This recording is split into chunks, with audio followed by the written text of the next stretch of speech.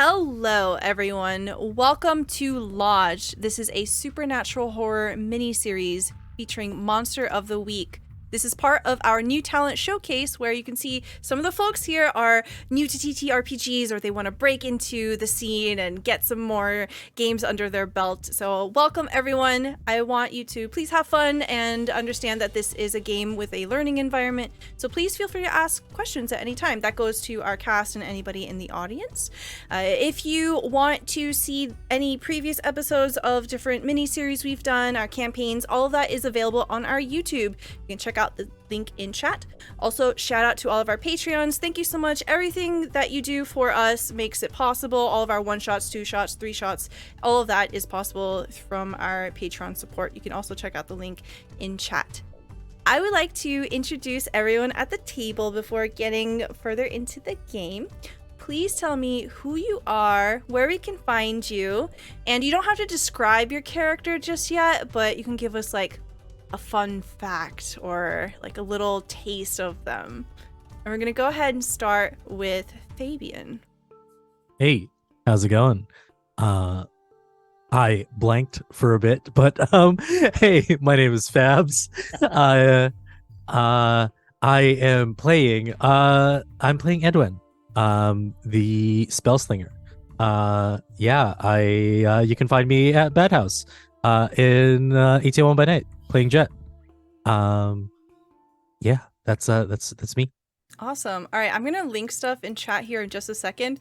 Twitch logged me out of my own chat, so I'm gonna figure that out while we're talking.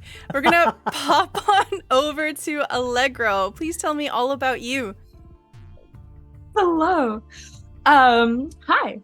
I'm Allegra, also known as Alerting Allegra online. I'm a variety streamer on Twitch. Hopefully one day, actual player and TTRPG designer. And I will be playing Capono, who came from the sea. We'll leave it at that for now. Excellent. Thank you so much. We'll pop on over to Toffee. What's going on, guys? I'm Toffee. Pronouns are he, him. You can find me over at Twitch. Not right now because I don't stream right now, but Twitch or Twitter at Toffee Plays. If you want to see me and my girlfriend's weekly podcast, where we are a Filipino-American couple talking about Filipino-American things, check out our podcast on Spotify. It's a Bahala Ka podcast. So that's that. And I'll be playing Slug, the Crooked. And he's from Manchester. And fun fact, he drinks about 10 cups of PG Tips black tea a day. 5 sugar each cup. Drinks the cream on the side as a chaser. Nice. There we go. I love it. Fantastic. Thank you so much. And we'll pop on over to Tony.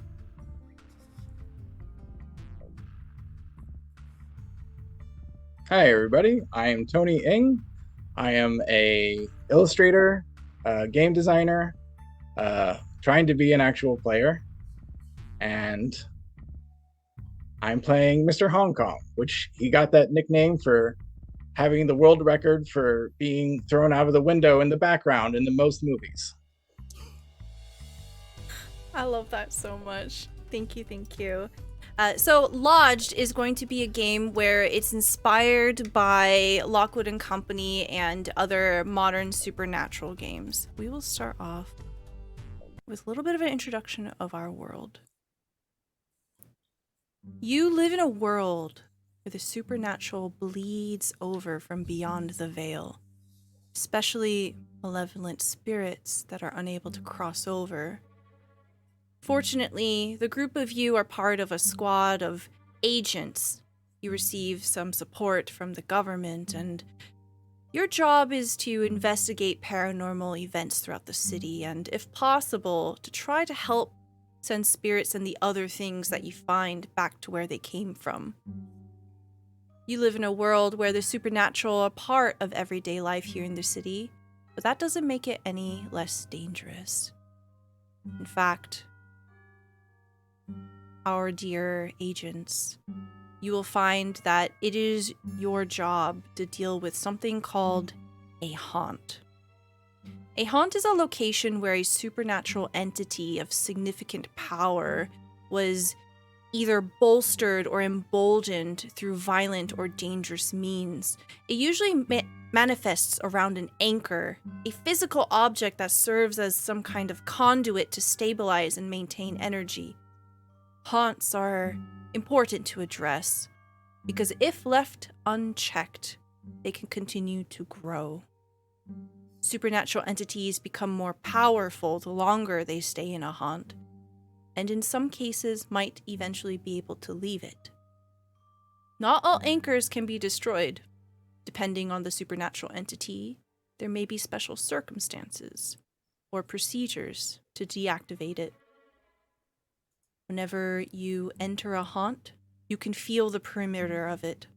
You can tell that something terrible has happened there. Perhaps someone was killed, or there was an act of extreme violence or significant evil.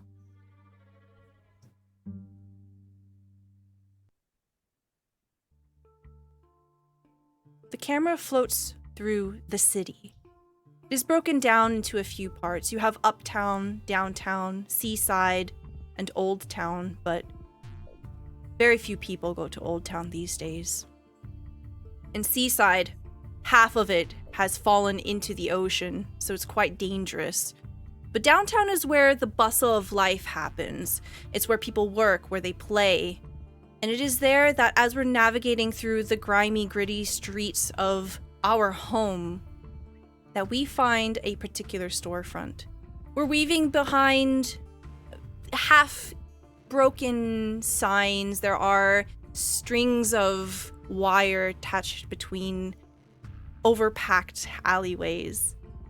And between two sets of brick buildings, there's a particular establishment. Mr. Hong Kong, can you tell me what the front of your home looks like? It's mostly wood, a bit shabby, but big windows and the walls were recently painted. And right above the door, it looks like an old theater marquee with like light bulbs around it. And on it said, in those white letters that are in the marquee, it says Mr. Hong Kong's Ghouls.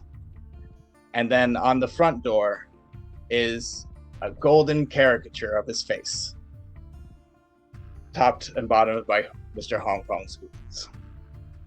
I love it. As we slip underneath the door, we begin to navigate through the inside. What kind of energy, what kind of vibe do we get as we enter Hong Kong's Ghoulies?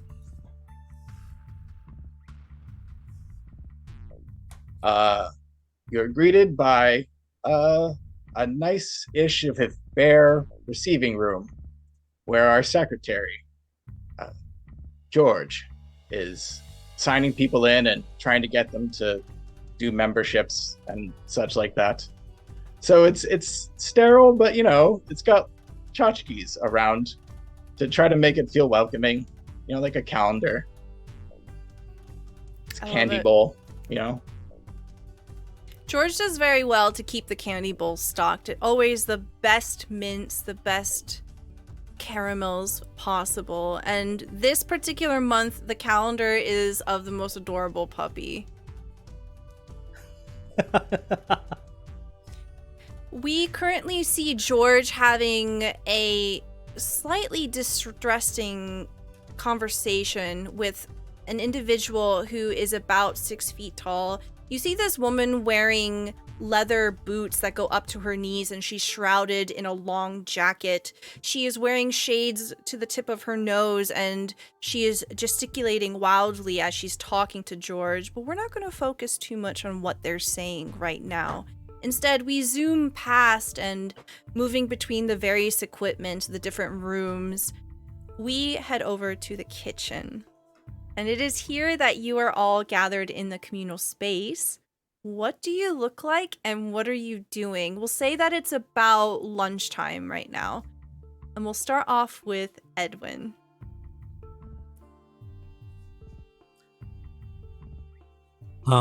Edwin stands about like 5'8", and they're in baggy clothing, very baggy but well put together. A lot of wool in his clothing. He sports a turtleneck. He wears glasses. He has his hair is tousled in a messy hairstyle. You see the bags under his eyes, and he is meticulously counting tea bags and taking about like 6 or 7 of them, and has this pot already like brewing, and is dipping it meticulously, all 7 bags together, in a way that seems quite calculated in the sense of how many times he dips it. He swirls it around in a particular way, and he's just focused on the pot itself. The scent of tea beginning to brew permeates the area, and it's a lovely herbal scent that is fitting for lunchtime. It is invigorating. We see the camera move away from Edwin over to Slug. Yeah, so I'm like, I'm just kind of just sitting back in one of them rickety like kindergarten chairs, Yeah.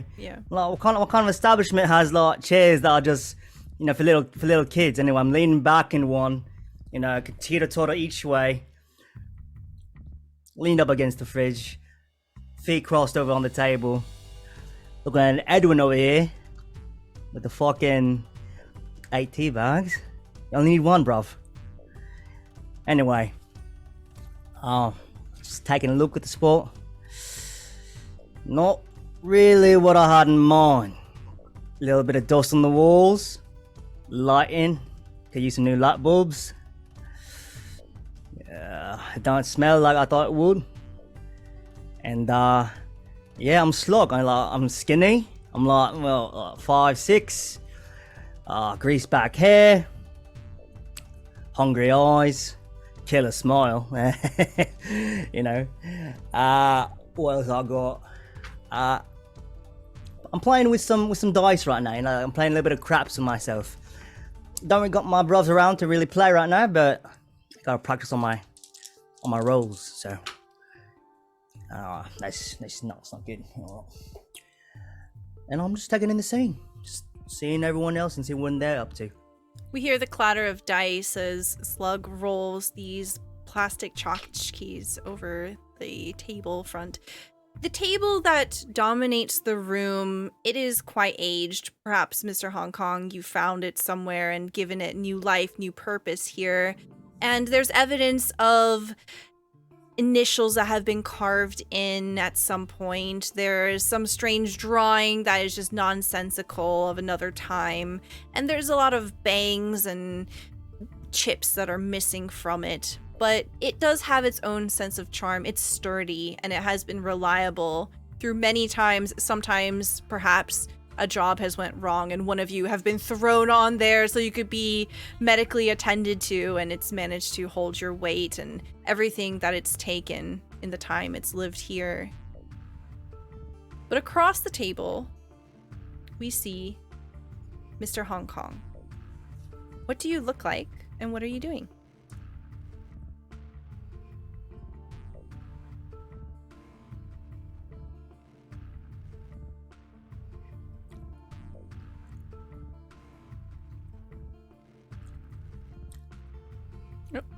I mean, No worries.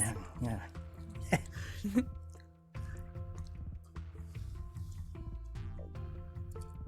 Pause for dramatic effect. All right, sorry. It's okay. All right. He is in a red tracksuit. He is about 5'4", but also about 4 feet wide and like square shaped.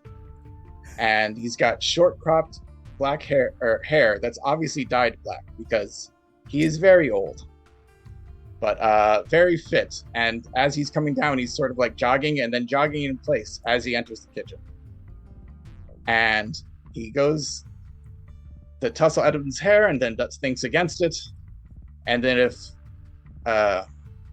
Slug's feet are still on the table, he kind of gently moves them and like claps his hands and says, "Good morning." Morning, bruv. Good morning. No, it's lunchtime. Anyway, that's good enough. Happy afternoon. As you say that, the camera pans over to Capono. Please tell me what you look like and what are you doing in the kitchen here?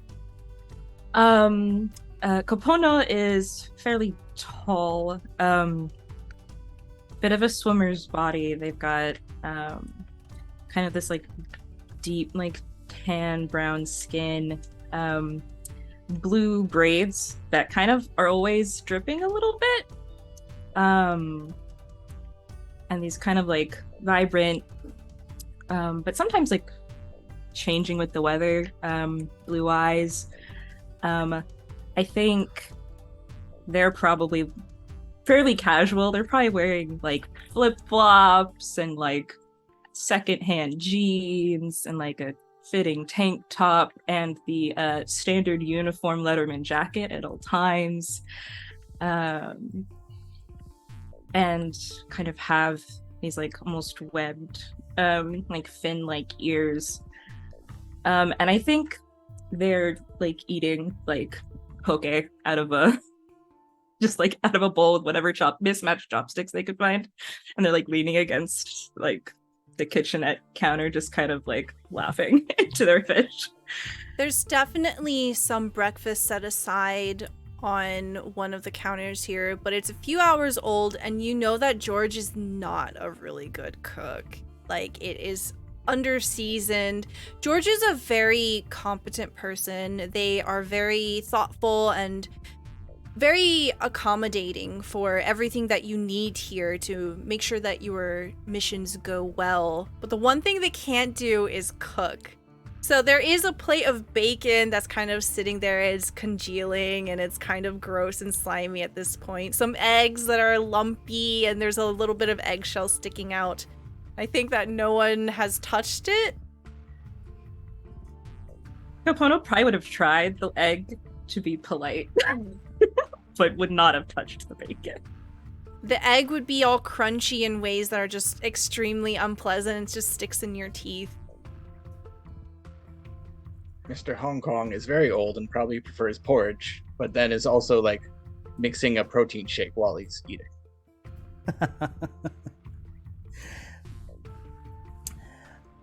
Listen, is this how the food always is? Because you know, I came here losing the accent already, but like, you know, it's my first time here, and I was expecting like the 9 yards or the 9 meters or whatever, you know, because we're doing the metric system up in here. Just wondering if we're going to be fed properly, Mr. HK. Is that a volunteer here? Hmm? Is somebody volunteering to cook for us? Is that... Mate, I've been served meals my entire life over in prison. I haven't cooked one, ever. Well, there's always one way to get better at it, isn't there? Thank you so much, Thug. I can't wait to see what you make for us tomorrow. All the new people do this. We just cook for the rest of you. Yeah.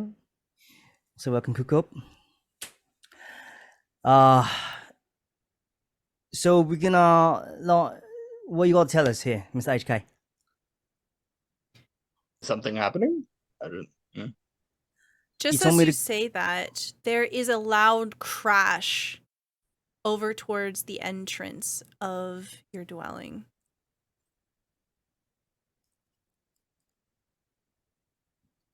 I jump, you know, throw things down, cartwheel, whatever, through a door to find out what's happening. I bring my bowl of poke and follow behind. As we make our way out, I'm gonna take a look over at Edwin, and I'm gonna just say, you know, bruv, you only gotta sleep that for like a minute tops. You've been sleeping that for like 10. So Just want to let you know. My tea quite particular, so what's going on? And then Edwin kind of starts to snap out and just realize what's going on. And kind of turns off the fire and just kind of pours in this like tall kind of thermos all the tea that he's made. What does your thermos look like? I feel like thermos is like such a personal thing. His thermos is very beat up. It has like a faded kind of logo, kind of scratched out. And it does kind of, you can see the first few letters of the logo, and it kind of makes out the letters CIT on it, and kind of a corporate logo that was scratched out. And after he fills it, he kind of closes it up and is like, I'll be looking at what's happening over there. After you, bruv. Yeah, go for it. Lead the way. It's a labyrinth in here. You know better than I do, no?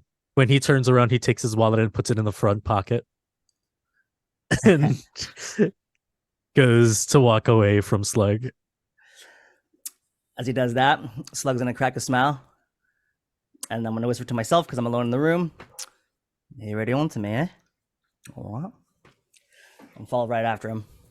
Very good. As the group of you join together at the front of the storefront, you see George on their knees. George is a middle-aged man. He is he's quite scrawny in appearance, but he has the build of someone who's worked his entire life. You see that he has calluses on his hands. The ironed blouse that he's wearing is very wrinkled and it's been rolled up to his elbows. And as he's on his knees, he's grabbing the trench coat of this woman, this dominating presence in the room, who has their arms crossed over their chest. She looks down at him apathetically, just complete dispassion on her face, and she casts her gaze up towards you. She, in comparison, is someone who's extremely composed. There's not a wrinkle in her clothing. Her hair is completely slicked back and pulled into a tight bun. Everything has its place, and you know this to be Anna.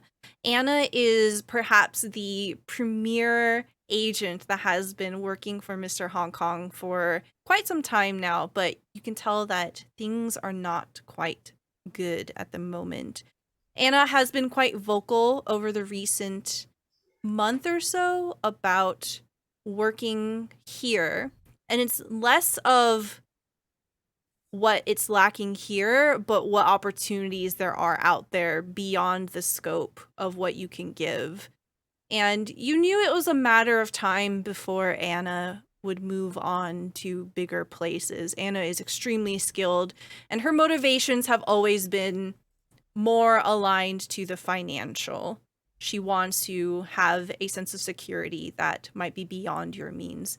She looks over at you, Mr. Hong Kong, and she doesn't say anything, but you can tell from the way that George is acting, sobbing openly, grabbing her coat and pulling it to his face, that this is probably the last day you'll see Anna. Yeah. Are you making George cry again, Anna? It's not that hard. Fair. But you're not saying you're quitting again, are you? Because, come on. I know you love it here. She reaches a finger up and pushes the glasses on the bridge of her nose up. You won't be hearing me say it again, because this is the last time I will be saying it. Thank you, Mr. Hong Kong, for all of your brilliance and your hospitality but it's time for me to leave. And she looks over at Edwin and gives an appreciative nod. Edwin just says, he just nods back and kind of says, well, it was bound to happen. She looks over at Capono. Capono, I believe that you've been here quite a while. So you know Anna quite well. Anna is a very meticulous person, procedural, gets things done, very A-type personality. How do you respond to this? What do you look like? What are you doing? I think I brought my bowl with me. And at first I was just kind of eating like, this is the normal drama. I love the normal drama. This is my weird little group. And then kind of realizes finality, but isn't like surprised. I think they're sad. I think they're sad, and they look like their eyes kind of tell Anna that they're sad. But their attention after that acknowledgement kind of switches to putting their bowl down and just kind of trying to comfort George. Maybe get him off of the floor somewhere more comfortable. You would see that a corner of Anna's mouth twitches as she makes eye contact with you. You know that Anna likes you, but keeps everyone at a cool distance. And Slug, she doesn't even look at you. She doesn't know who you are. You haven't been here long enough. What is Slug doing? What are we getting as the camera pans to him? He's just taking scope of all the different sort of relationships here. Knows now that Edwin and Anna kind of have like that little tight knit relationship, and just kind of like realizes like the power dynamics here, like who George is, like how like impressionable he is, right? And you know, with no focus on him, he's gonna make the focus go on him, and he's gonna say, "Miss, hello.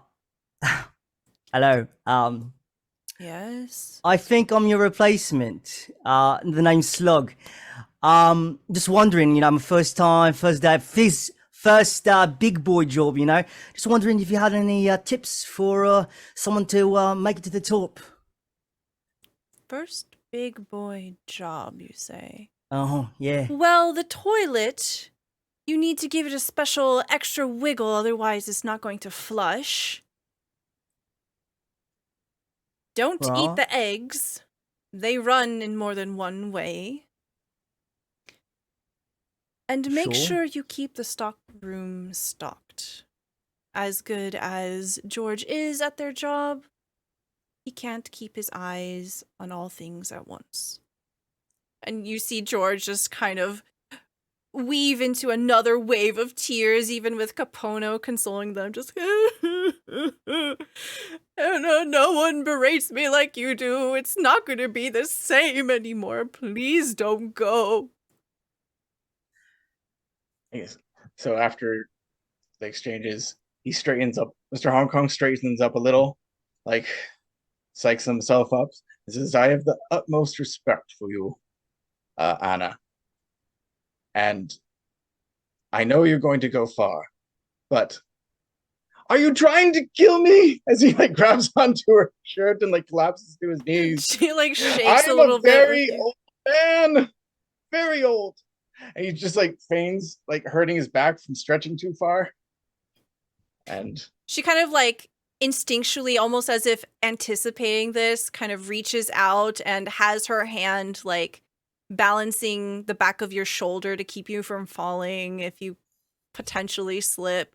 But her expression is one that is so completely bland that she sees right through you. She says, "You will do fine, Mr. Hong Kong.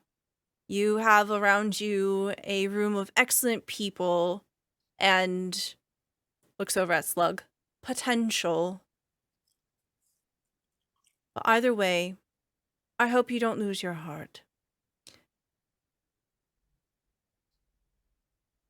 does get back up again, like Anna probably lifts him up a little as he's standing. And he goes, fine. One more thing. And he goes behind George's desk and starts grabbing like packs of random things, like pre-sealed stuff of like food, and starts putting it in Anna's pockets. And also like he's like, that's like the anti-curse potion. Like make sure to drink that every time you go out. Okay? Like Yes. take care of yourself. Don't be a stranger. There's a hesitance in her response. She doesn't quite say anything or react in any way, but in that is a response because she doesn't immediately turn away. She casts another glance over Capono, Edwin, and then she begins to peel George off of her, and he's just grasping feebly. And with that, she leaves. And eventually, George pulls himself together. I'm going to miss her. Did you love her? Of course. Who can not love someone so strong and sure of themselves? I've seen better. So, like, come on.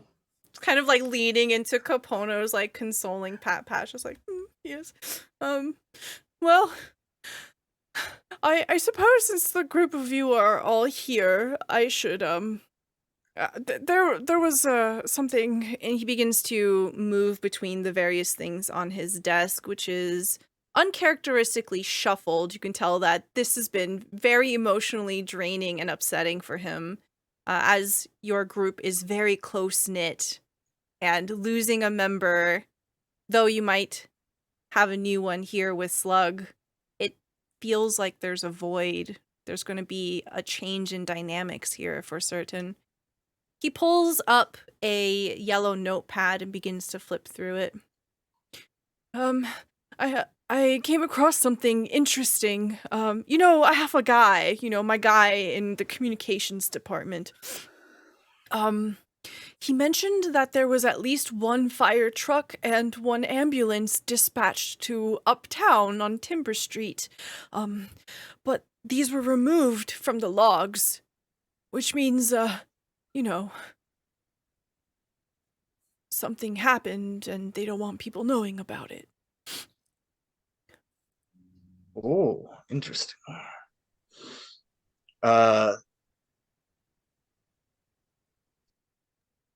Let's check it out. I'll grab the van. Wait. No, I think that was sold. I'll hop on the bus simultaneously as everyone else does. Yes, opens a drawer, pulls out a bus schedule and hands it to you. Like, Mr. HK, you coming with us?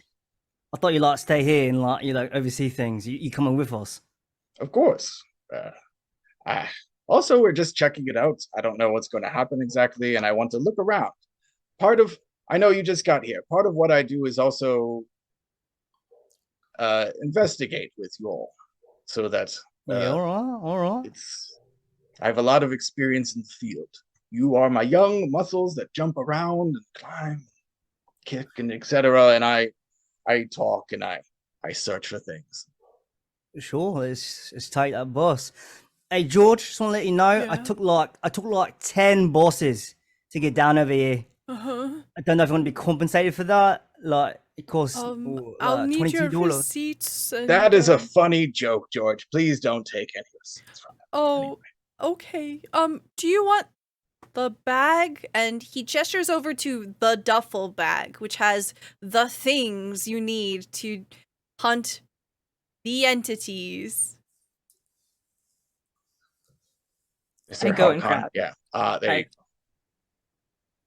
I think Edwin has his own bag, but knowing that Mr. Hong Kong is coming with us, fills it with like the Salon Pass, like kind of like Uh, Some Bengay. patches, some Bengay, some bandages. Perfect. And Uh, before he closes it, he's just like, it just like sighs deeply. And before I go out, I take off the tracksuit jacket to put on my Mr. Hong Kong's ghoulie jacket and a pair of sunglasses. And he like fixes his hair. Okay, so just to make sure, Capono is also in the jacket. Is Edwin and Slug, are y'all going to put on the jacket? Edwin is looking at it with partial distaste. Just looking at it and looks at Slug. Mr. HK, are these a requirement to wear? I didn't realize we were like cheerleaders or something. Yeah, as Slug is holding up, can you describe what the jacket looks like? It is a Letterman jacket with the black panels in the middle, and the arms are gold with the little black stripes at the end. And then in the corner and on the back is Mr. Hong Kong's face and Mr. Hong Kong's ghoulie in gold. And he's got like this big, ridiculous grin, and he's got like lots of scars in his face from his years of stunt work. And he like has his right eye is like half closed, but in the logo, there's just like a big shiny star over his right eye. And yeah. I respond to Slug's question. Unfortunately, we do. Welcome to the family. Yes, of course. We're a family. Brand identity. That's what families develop with each other. And take a look over the jacket. It doesn't look very breathable. Give me a moment. I'm just gonna hop over to the loo. 100% cop. I head over there and I take a knife that I have in my belongings and I just cut off the sleeves. So it's a sleeveless Letterman jacket. Come back out. All, I think I'm ready. This is fine, Mr. HK. I feign horrific disgust and despair, like you've murdered me. But then I look at my watch while I'm on my knees, and then realize we're going to be late for the bus, and I start running out the door. I think Capono immediately starts following behind you, but like is double checking that everything is in the duffel. Like, Yeah. silver trident, check. Water bottles, check. First Yeah, aid kit, check. absolutely. The bag has quite a number of things. You have silver plated chains, you have salt, all of the things that you need to go monster busting. And also some like trail mix too. As the group of It's you are definitely not a rushing spare. outside, as you're rushing outside, you find the bustle of the city is in high throes. It is lunchtime, so people are moving past you in hurried crowds. And Mr. Hong Kong, you masterfully weave your way through and to the bus stop. The bus stop's not too far away. It's within eye shot. And you can see that as you are coming up to it, your companions are kind of lagging behind. The bus is pulling up. So there's only a few seconds before it pulls away. I 100% run behind the group and like are pushing them, like running like that, trying to get them to move faster. All right. Relax. Ah, We're yeah. paying customers. They're gonna wait for us, yeah. The bus never waits. Actually, hold on. I think it's taking. Hold on. I am. Mystery never waits. Can I use angel wings to just kind of appear in front of the pack? Yeah, absolutely. So please read to me what your ability is, so we can all be aware of it. Yeah, so Capono has this ability called Angel Wings and can go instantly to anywhere that I have visited before or to a person that I know well. Sometimes they can take other people with them, but that requires a roll, whereas when they're traveling alone, they can just kind of do it at will. Mm-hmm. Okay, yeah. So what does this look like? Perhaps they don't quite see it because you just appear, but when the camera focuses on you, what kind of aesthetic do we get? Any energy? Is there a smell? Describe to me what your angel wings looks like. Yeah, I think there's definitely less of a wings vibe and definitely more of like it's like if someone were to kind of like walk into like ocean mist and then kind of walk out of it. I imagine they kind of leave and reappear with the smell of salt water in the air. Yeah, and so Capona's there suddenly with the group of you, and I like to imagine that like as you step out of your angel wings, that soft misty air kind of like washes off over everyone, and you just have like this soft dewy splash on all your faces. Just spit on us. What is that? I've Hmm? never seen that before, Capono. Is that like what you can do? You can like go like zoom and all that. I didn't do anything.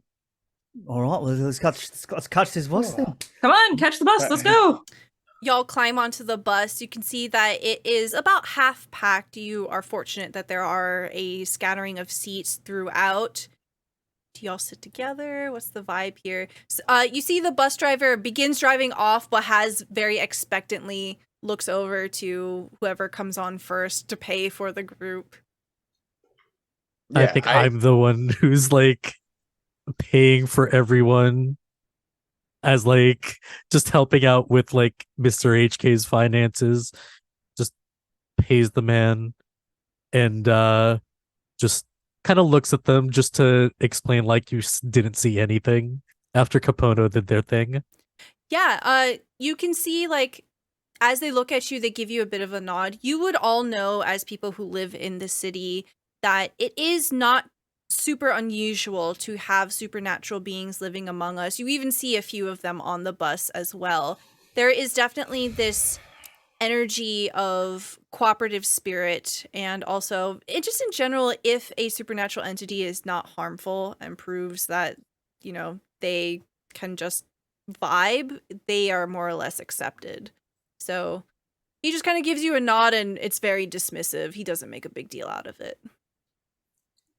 After Edwin puts the money into the thing, or however we do it, I run up to the bus driver and I lean like sort of over them, and I'm like, I'm not telling you to break the law, but it would be so good if we got to, I say the address faster. Like it would be so good. And I pat them on the shoulder. I say, Carl, how's your mother? Well, I have to send her something after we talked last week, but we need to get there. You're the best. Mm-hmm. Before anyone else can poach it from us. Mm-hmm. You know us, we're a staple around here. Yeah. We need everything we could get. You're the best. I love you. Say hi to Doris for me. Yeah. But mm-hmm. And the then entire time he's driving the same speed. I give him candy and what change I have in my pockets and Please put it don't in put his candy front in the. Oh, okay, yeah, that's fine. Yeah.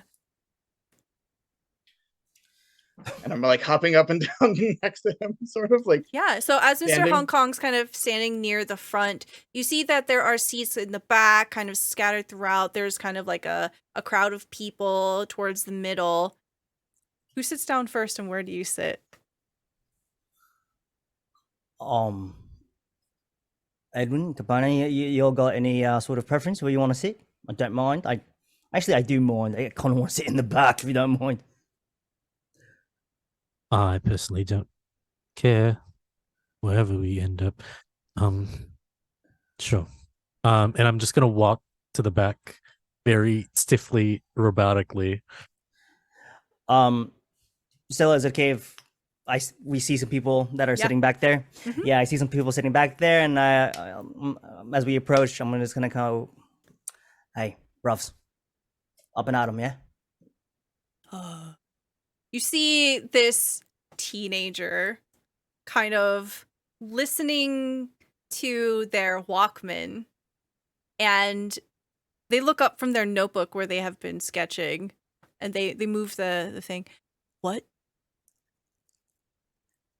Listen, kid, I'm gonna need you. Just we got an old man over here. He really likes to sit in the back, yeah? Oh, It's his yes, of favourite thing to course. do. Just gets up, scoots out of the way.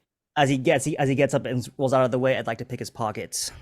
Oh, okay. All right. Using the pickpocket ability, so Can you read that out loud to us? when you steal something small, roll plus charm, and then it's like the different things. On more than a 10, you get it, and they didn't notice you taking it. On a 7 to 9, either you don't grab it, you grab the grab the wrong thing, or they remember you later. Your choice. And I don't think there's anything.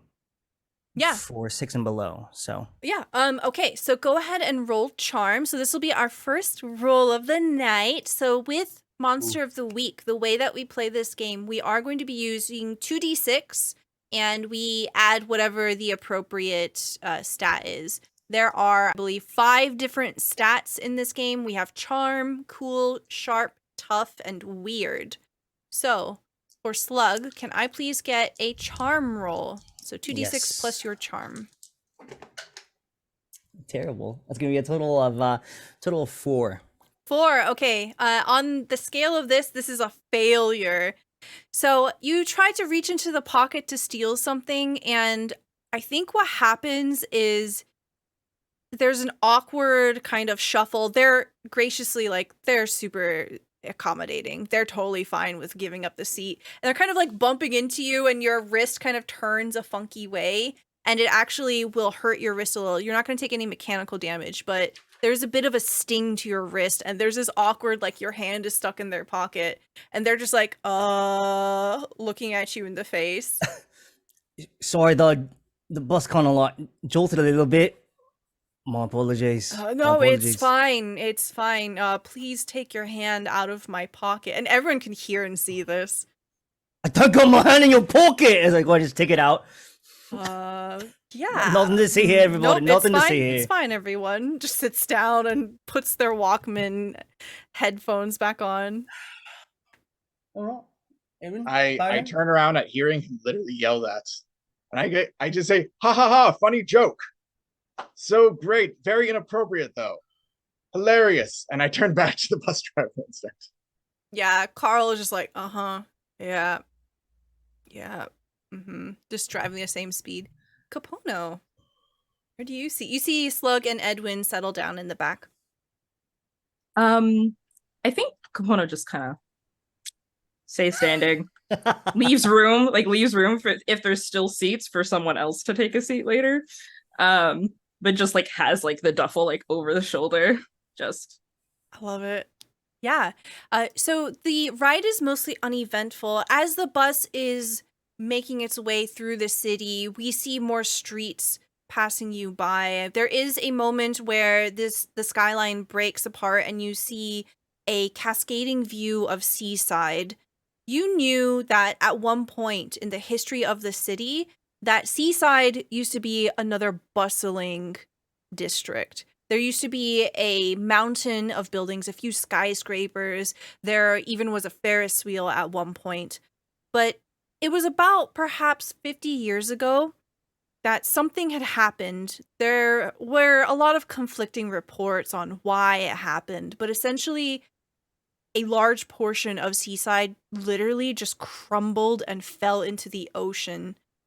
Thousands of people lost their lives. It was a significant event on the news. And as you're going by, the city has slowly begun to heal. Of course, it will always feel the loss of the people, and there's a bit of a chill in the air. You know that it's not a haunt, but there's a sense of morbidity as you're looking out. You see the glistening sun dancing off of the waves in the distance, and it is pretty, it is picturesque, especially with the shrouding bridge in the background and the mountains in the distance. But nobody seems to pay attention. No one makes a fuss about it because this happened a while ago. And as you begin to leave downtown, making your way uptown, there is a drastic change in the architecture. Buildings begin to become more spaced out. Some of these houses even have lawns. No one has their laundry hanging between the buildings off of various wires. You don't see broken down signs. There are fewer cars, and eventually, after about 10 stops, the bus comes to a halt. And this is the stop that is closest to your location. You know that Carl is not going to drive you straight to the street that you need to be, but this is as close as you will get with the bus. And Carl just looks up at you, Mr. Hong Kong. Thank you. You did your best. He doesn't sound as excited about since he knows he didn't go any faster. Nope. But he's like, very good. You know who to call if you ever have trouble. And he jumps off the bus. Yep. Capona will kind of move out of the way so that Slug and Edwin. Slug is sleeping in the back. Edwin flicks his ear. Oh, yeah. Wake up. We're here. I'm slapping the window next to where Slug is. Oh! Edwin, who are you? Oh, you're like Edwin, right? Well, Time to work. Let's go. For fuck's sake. All right. Yeah, all right. Let's go. Oh. As you disembark, we have a very anime shot of all of you lined up and the bus kind of just departing in the background. You are in different territory now.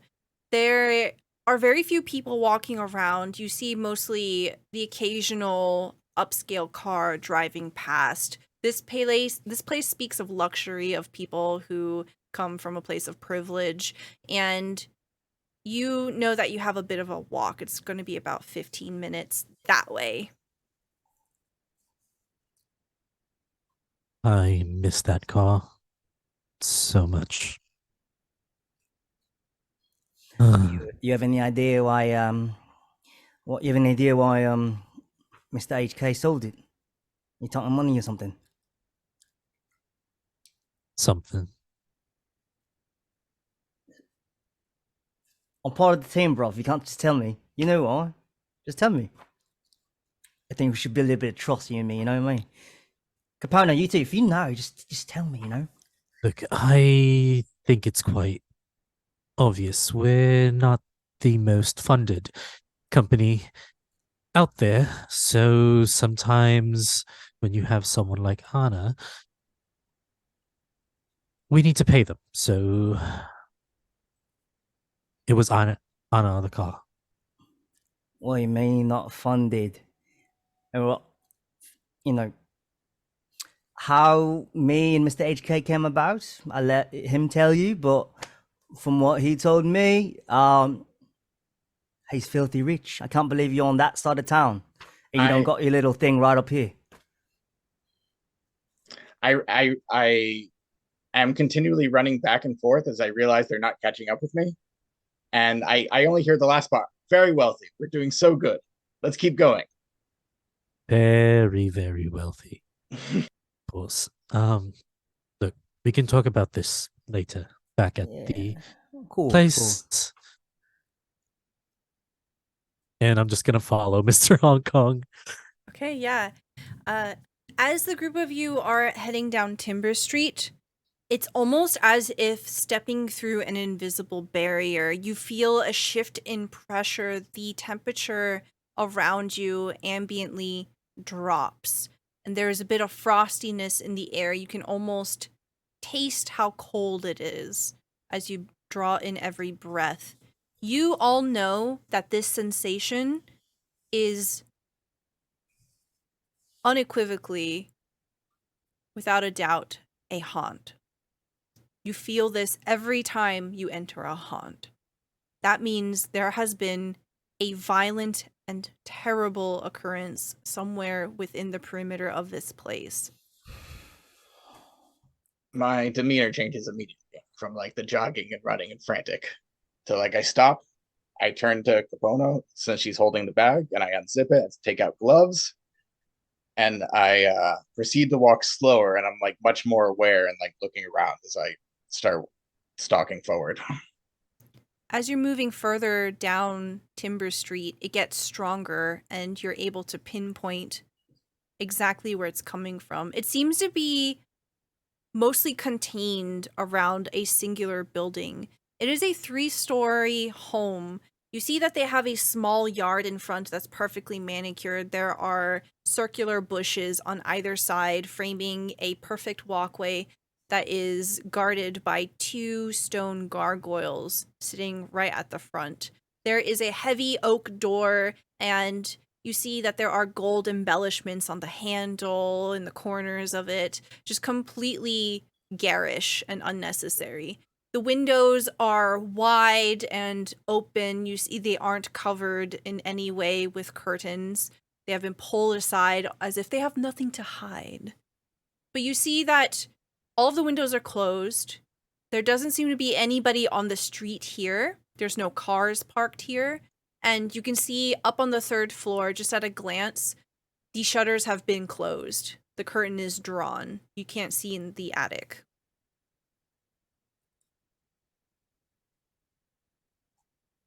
I first approach it by just like putting my ear to it and like feeling the vibe. Okay. I don't know. Yeah, absolutely. Let's get a roll here from you. So we do have a couple of different hunter moves that we can use. We'll say investigate a mystery. When you investigate a mystery, roll plus sharp. So what is your sharp?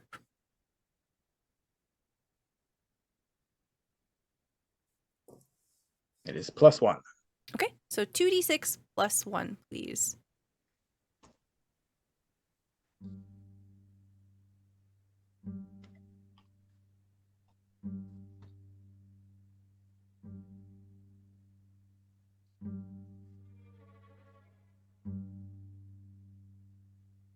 Nope. Second roll. Let's go. There you go. Excellent. That 10. reminds me, Monster of the Week is a fail forward system. So whenever you fail a roll, you can mark XP. Mr. Hong Kong, you succeeded here, but Slug does get the XP. Yeah. You rolled a 10. That is a great success. Okay. As you are looking around, you are approaching the front door, you definitely get the sense that the temperature of the house on the inside is much colder. Perhaps even as close as like 20 degrees, close to freezing inside. Whatever this is, it definitely happened here. You look around, you don't see any kind of blood trails. You perhaps even peek in through one of the windows. There doesn't seem to be any evidence of violence. There doesn't seem to be people inside. It's quiet. You wait. No one seems to be home.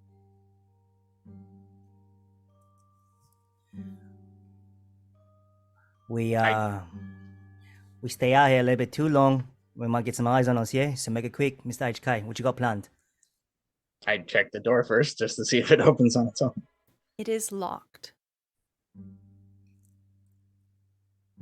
I think Edwin is gonna look around and is gonna try to and this is a magical effect. He's gonna try to see if he can perceive what had happened here in like maybe the past hour. Okay. Around the time where the ambulances, the fire trucks were supposed to be here. Okay, yeah, absolutely. Is this a move for you? It says use it's a hunter move, use magic. Oh, okay, yeah, absolutely. All right. So when you use magic, roll plus weird. What is your weird? My weird is +2. Okay, 2d6 plus 2, please. I just click the thing, right? I don't know why it's not clicking. Oh, there might be a pop-up of a modifier thing under the character sheet, maybe? That's weird. Okay. Oh, there you go.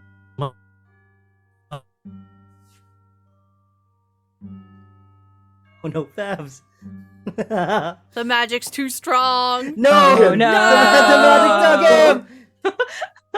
Oh. Oh my Holy gosh. that Hello? was bold. Shit. What the? I didn't know that was physically possible.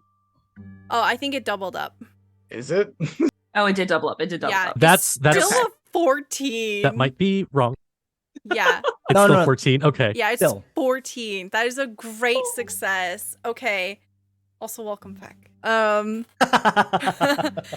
Wow, that's amazing. Damn, y'all. All right. Okay. Edwin, what does it look like as you're preparing this spell? I think preparing the spell, he opens the bag of medical supplies and he takes out some eye drops and he takes off his glasses and he drops some in his eyes. And I think this magical kind of solution, after he opens it, he kind of sees like a ghost of what has happened in the area. Yeah, you blink, and as you do, it's almost as if you are reappearing in a different space, a different time. All around you, everything is slightly muted. It's almost as if you take the saturation down to about 60%. And it's pretty clear that you, the only like full color figure in this space, that you are kind of a projection in this moment. You don't exist in this actual space. You see this street several hours ago. There is a private ambulance that is moving through the street. There are no sirens being played, and it parks around the corner, so not directly in front of the building here. You see two individuals coming out of the ambulance, and they are holding a stretcher, but they aren't wearing any indication of like EMT gear, nothing on their person. It's all without labels. They begin to head into the building that your companions are currently at. And they're in there for about 2 minutes. They come out, and there's a body bag. They are very quick. You see that there is a third person that has left the ambulance, and they're acting as a sort of scout looking up and down the street. And in less than 5 minutes, the ambulance that was here is gone. Okay. Because I have forensic divination, it says investigate a mystery. Does that apply to this as well? Yeah, I'll just go ahead and give it to you. So it's pretty clear that they left with a body that they didn't originally have. The body bag was zipped up, so it's really hard to tell the finer details, but it seems to have been a middling stature person. It wasn't like any kind of like strange bulk indicative of a supernatural being. Perhaps, but you're not sure. And perhaps femme presenting. It says that I can ask what magic was used here in this area where it kind of feels like there's like this condensed weirdness. Okay, because you rolled so well, you know that the haunt itself, it was triggered around 2 hours before the ambulance got there. So Okay. it's like been growing slowly. And also, you get the sense that there's a type of magic at play here that doesn't have to do with haunts. Huh. Someone has cast a spell in the area. Which Does means there Edwin- was a wizard here. Does Edwin do anything visible when he's having a vision or a spell or what he's doing now? I think you see that his eyes cataract over, which you probably have seen it before. And after I snap back, seems like somebody has cast a spell over here. The ambulance, it had about a body bag. They left in 5 minutes. It was quite quick. But this thing that we're feeling, it's not just the haunt itself. There's magic. There's some wizard probably cast something. Not quite sure, but that's what I can garner. A disgusted grunt as I, of course. Let's go in. And he tries to pick the lock. Okay. I tell Capone to come over so I can grab something out of the bag. Mr. Hong Kong, I have a question for you. Are you someone who is experienced with picking locks? Not really, Okay. but I have tried many times. Okay. Can I get from you a sharp roll? I think I can just click on the stat. 20, right? Isn't that something? I think so. It might pop up something underneath your character sheet, so you might have to minimize it temporarily.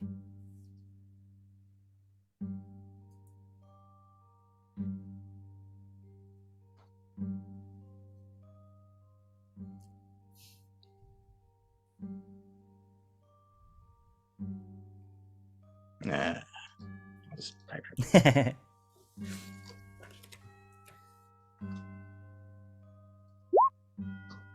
7.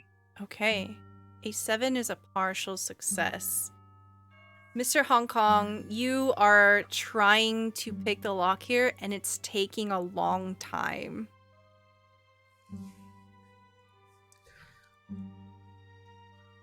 Time's ticking there, Mr. HK. Just wondering, why did you want me to be a part of this squad? You got something for this? I mean, I told you in my letters, B&E is my specialty. Mr. Edwin Not here. surprised there. Am I doing this right? Can you look at? You did it completely wrong. You I think you just got there randomly in the middle. And yeah, a lot. You're making me cringe here. I did. As I back away from the lock, I say I did mostly get that from movies that I was in that I watched someone else do, and I don't know if they were actually like doing they take it. a shot of someone else's Okay. hands type of thing. I see. So as I go ahead and approach the door lock, I'm gonna take a look over at Capono. So if Edwin's the old magic stuff, like what you do? I like lift the bag. And I pull out the trail mix and I hand it to you. Hi. And then I imagine almost a little cartoon style kind of like pull out this like silver trident.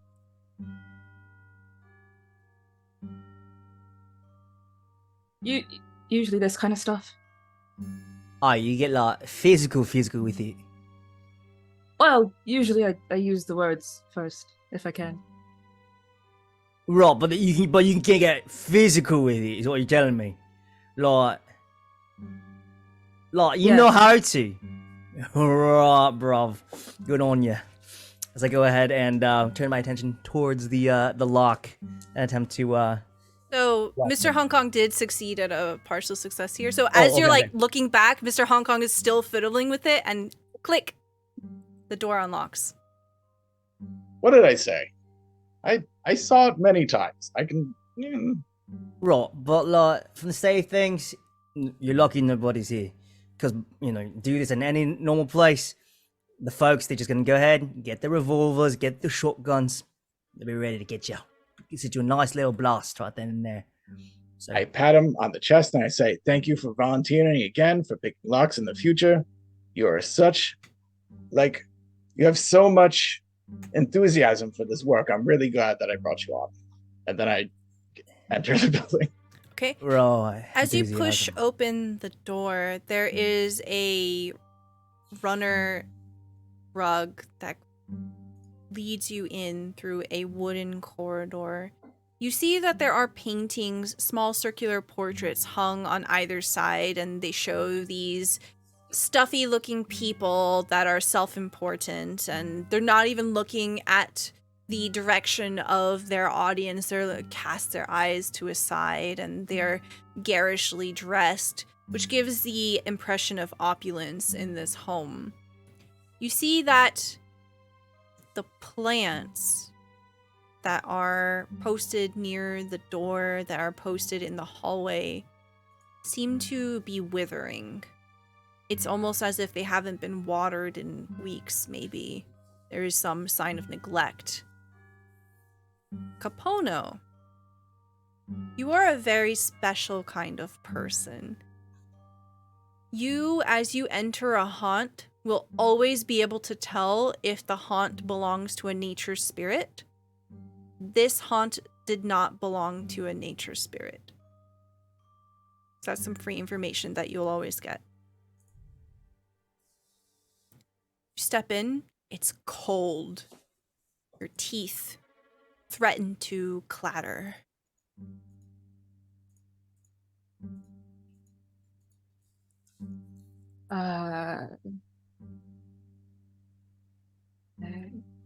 Mr. HK, I don't think anything.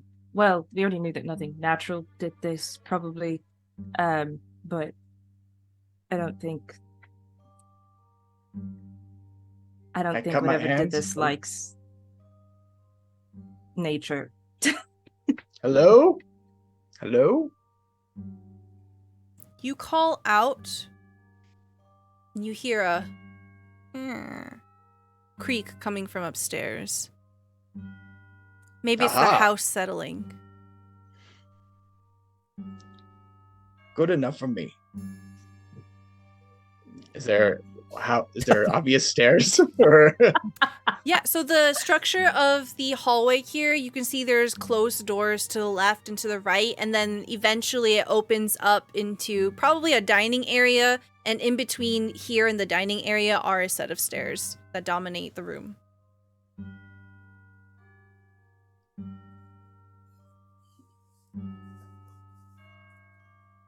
as I go up the stairs, I sort of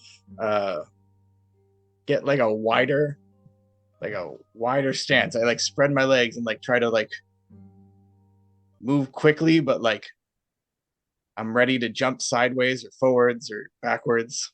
I get into like a weird action stance as I jog up. Yeah. As you jog up, the stairs are very noisy. You can tell that the bones of this place are very old. You can hear a clock. Slug, Capono, Edwin, Mr. Hong Kong begins to rush up the stairs. What do you do? Sorry, Edwin, Capono, like, the fuck we doing here? Again, sorry, like, first day on the job and all that, but like, we're just trying to, what are we trying to do here? Confused. Figure out what happened. And at the same time, clean up whatever this thing is. Clean up the haunt. It's a part of the job. Alright, well, I mean, we got in. That's my skill set out of the way. I'm just gonna be hanging back, just figuring her out. You know, let me know how I can assist you. But Well, like, not sure what else I can do. I'm sure you'll find something to do with Anna gone.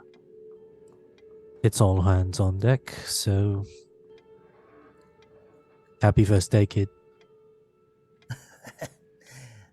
Mr. HK, just wondering, you want to do your thing up there, or you want us to look around? You want us to stick in one group? Like, what do you want us to do? Oh, yes. Stay in shouting distance. Like, don't go like one door advanced, but not another door past that. Like, spread a little bit. You know what, Mr. HK, I don't want you to fall over. No one's gonna help you. I'm coming with you. I'm coming with Teams, you. I know you got spry legs. I can see it, the way you jumped up those steps. But I want to make sure that you're going to be okay, because if these other two are speaking that something mischievous might be here, I want to be the first line of defense here, yeah? Because you, Mr. HK, you are the number one priority. Is keeping you safe, yeah? You're so sweet. Oh. Anyway, Capono, please watch Edwin. Edwin, watch Capono. All right, let's go. as I jump up the same way that Mr. Hong Kong did. Thud, thud, thud, thud. You hear the house. Not bad, eh? I give Edwin a look of like honest confusion. Was the new kid being actually nice? I think he's just excited. We do have an exciting job. That's fair. This is true. Well, after you. So the two of you on the ground floor, you can go left, right, around the stairs into the dining room, or up the stairs. I'll let Capono lead. Okay. I think Capono takes out their trident. Kind of very casually hefts the duffel over other shoulder, trident out, and goes to take a quick peek left. Okay. You open the door to the left, and it appears to be a den. You see a baby grand piano off in one corner of the room, some sitting couches, and this room looks extremely dusty. That is what you get from an initial glance. And you can see that the northern side of the room, it will lead into a kitchen. Okay. I don't know if I have anything in particular for this. So You don't have to worry too much about specific moves. If there's something that you want to do, you can let me know and I'll tell you what to roll too. That's an option. yeah. I'm not terribly sharp, but I think maybe I kind of want to like read the situation a little bit, see if there's any dangers we haven't noticed. Yeah, absolutely. So if you want to read a bad situation, please roll me sharp. Okay. Oh, ouch. Okay, a 6 is a failure. Let's see here. Unfortunately, something distracts you. Make sure you mark experience here. What is it that draws your attention away from focusing on your job here? I think maybe there is like one of those like the large conch shells or something, kind of like decoratively like near the grand piano. Mm-hmm. And I'm trying to like keep an eye out for like a shift in energy, but I kind of just keep looking at it for some reason instead. Yeah, you see that there's a whole shelf of all kinds of souvenirs from different places that whoever lived here must have gone. You see photographs of them on a beach. You see, in the photograph itself, there appear to be two women, one blonde, one brunette, and they seem to be about the same age, in their 40s. And the way that they are leaning in together suggests that they are very close.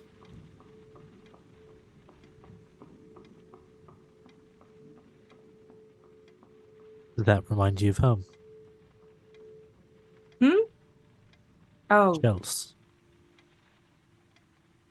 well, I mean, they remind me of the beach, certainly.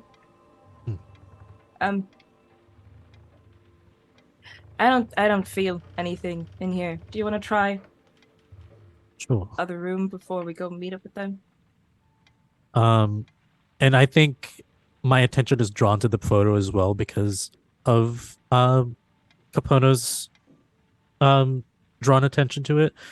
And I just blurt out, so there was two of them, but there was only one body. So what happened to the other one? It's a good question. Hopefully we find out soon enough and we can get rid of this haunt. Sure, other place. We can check out a different area. There's nothing here. Let's do it. Trail mix. I've got my tea. I'm good. Thank you. Not a lot of protein in tea, but I guess you have cool eye drops. You don't necessarily need the protein. Did you want to head into the kitchen or back into the hallway?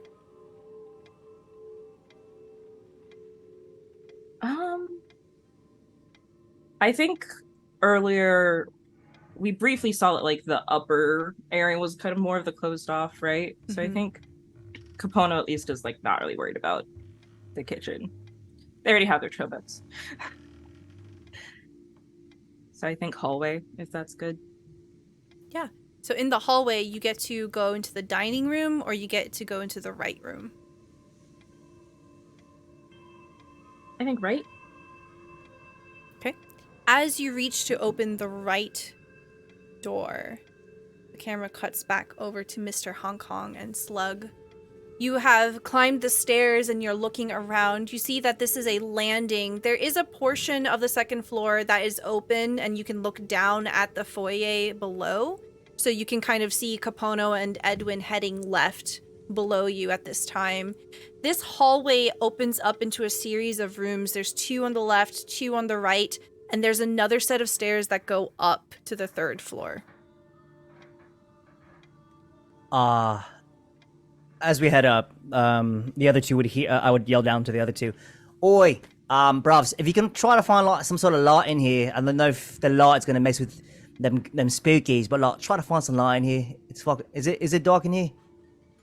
It's pretty. I mean, I'm wearing sunglasses, but it is dark in here. But I feel like we can get a little bit more light in here, if possible." None of the lamps are turned on. The overhead lights are not turned on, but the windows of the 1st and 2nd floor are open, so there is ambient light. I'll try one of the lamps or one of the like house lights just to see if it's operational. Okay. When you go to reach for the light switch, you see an electrical zap shoot out and it stings your hand.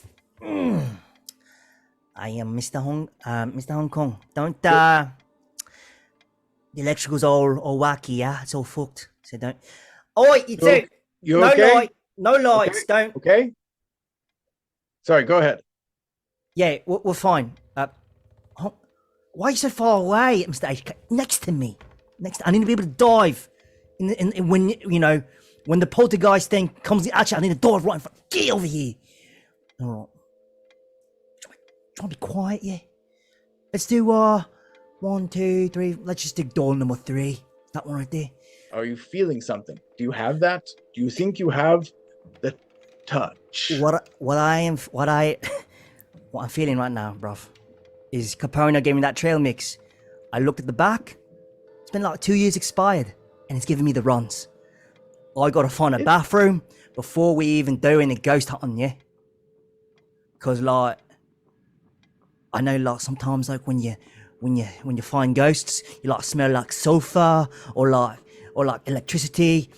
You're gonna be smelling something else first, So like, if I find a bathroom real quick, we'll be solid. You can't hold it. Feel free to look around. I'm looking for a bathroom because like, if I hold it, this place is going up in shambles, So excuse me, one moment here as I just burst into the 3rd room trying to find a bathroom. Okay, the 3rd room appears to be a guest bedroom. You see a 4-post bed that has been untouched. There is a sheen of dust in the room. The windows are wide open. Sorry, they're closed, but the curtains are wide open. And there's clearly an adjacent door in this room that is a bathroom. You see a suitcase on the bed. Clock it. Don't acknowledge it. Don't care. I'm gonna just head over to the bed to the bathroom and just not even like in the darkness. I'm gonna just You do your trousers thing. down, pop a squat. Mr. Hong Kong, I found the bathroom. So like, do your thing. If you want to go door number 1, 2, 4, don't care. Y'all Give are me just yelling across this house. just give me a moment. Oi, Capone, you got like any like striking matches to like dissipate the flavor, the smell? Oh no. Okay, Capono, you Oh, can't hear no. this because Slug is two Yes, doors okay, away. Yes, you can't hear me. I know this is awkward. Leave the door open. Won't be my face I time. want to be able to hear you. Okay. No. No. It's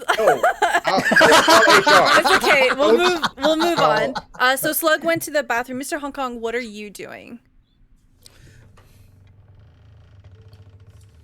What am I doing? Yes, currently you're in I- the hallway. I did follow as to see if he actually found one, but I Mm-hmm. will stop at that briefcase Okay, When yeah. I- So you see the after yelling briefcase. at them. Mm-hmm.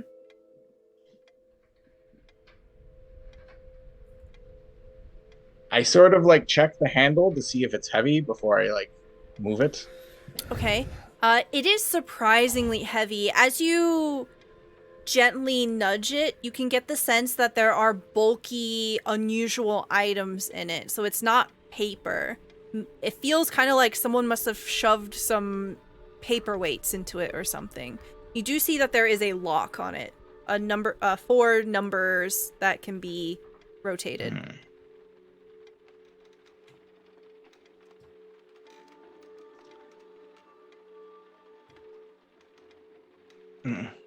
So we don't know who lives here because we didn't have any information. This ran from the idea of the things going missing.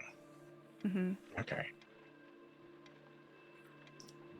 But it It's is prob- very clear that from the cold and the ambiance, Mhm. that something terrible happened in this house. Without a doubt. You know that to be 100% true. Oh yeah, but I don't know who the person is right now. This is what's in this room before the bathroom that we're in. Like, what kind of room is this? It's a guest bedroom. You don't see any shoes. There is a closet that's like half open. There are no clothes hanging in it. And there's only the single briefcase. There's a sheen of dust on everything, including the briefcase. So no other belongings of the person. Okay.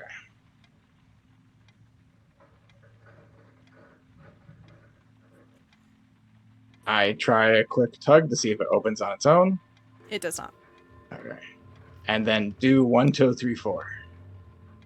It doesn't work. Okay. And then I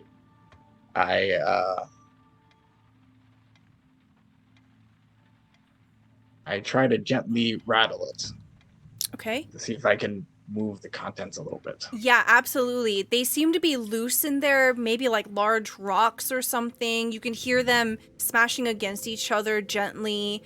They are solid, they are heavy. The suitcase with the contents is probably close to like 25 pounds, which is a lot for a suitcase.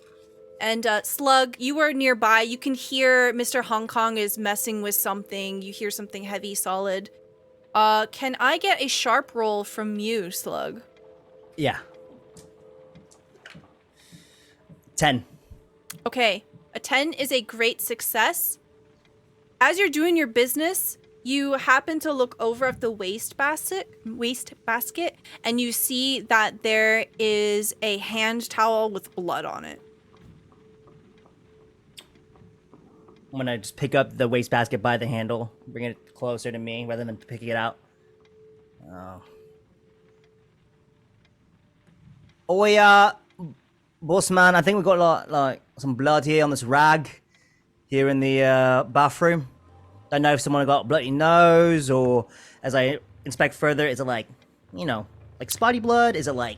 It like was definitely blood, used to like- wipe something. It's not soaked, but it's probably worse than a nosebleed. I'm gonna just take it by like any white part of the rag and just like toss it into the guest bedroom. Oi, bruv, maybe you can do something with this. As I toss that bloody rag into trying to get anywhere, because I can't really see Mr. Hong Kong from my peripheral, Yeah. so I'm just throwing it into the room. It hits the floor. Yeah. Maybe like take that down to Edwin or something. He can do some like blood magic or whatever he does. I don't know. Yeah, maybe. I go to pick it up and I take a look at it first. Is there anything? Is this from the building? Does it look like it's the materials that the other, like the kind of stuff this house uses, like the type of? It is a towel? nice quality towel, yeah. Are there any other belongings in there? I just like what I got here in the toilet, and I just go ahead and just flush it. When you flush it, it all goes down all at once. You don't have to jiggle the handle or anything like you do back at base. Oh, so All right, bro, you're working with our suitcase. Is it only a combination lock, or are there Yeah. also keyholes? No, only combination. Have you ever broken into something like this?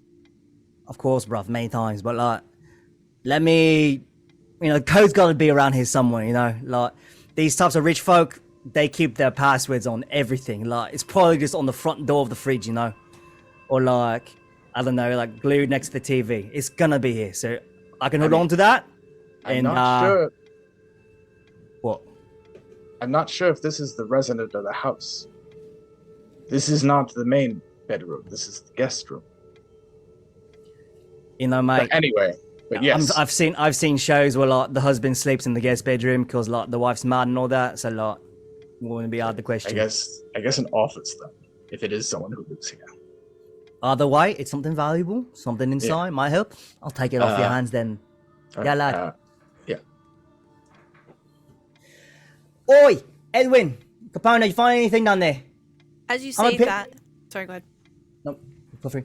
The camera pans down. Capono, Edwin, you enter into the right room, and here you find what appears to be a study.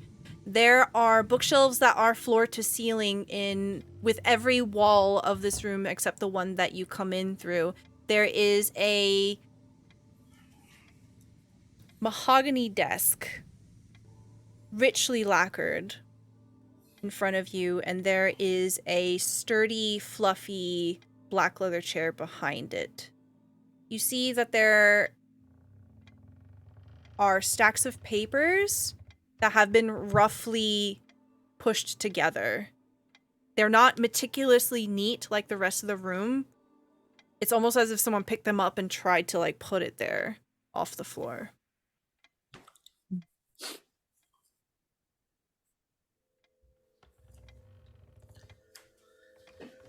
This is odd. Can I do investigate a mystery?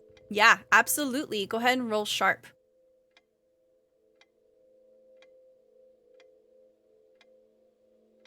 Okay, 11. That is a success.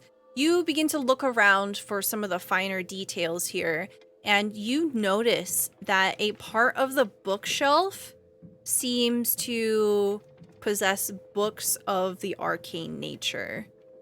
They are kind of hidden away. The shelf, like the way that it meets in the corner is essentially the shelf goes past where the other one starts. So there's a part of the bookshelf that is hidden. And as you're looking, you realize like, oh, the wood beams just continue towards the wall. You pull a few of the books out and you're able to see that hidden books are about magic. And with the 11, I'll even say that they are spell books. Any kind that I would know of? Yes. These are spell books that contain preparation spells. You recognize one of them to be all about concealment.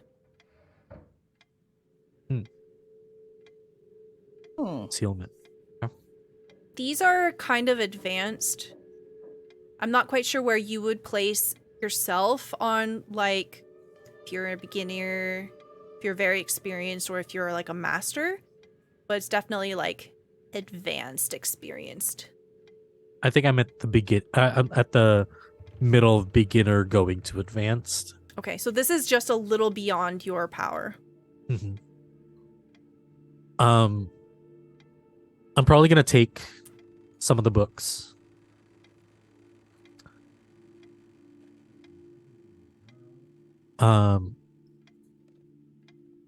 Do you see anything? Is there anything odd to you?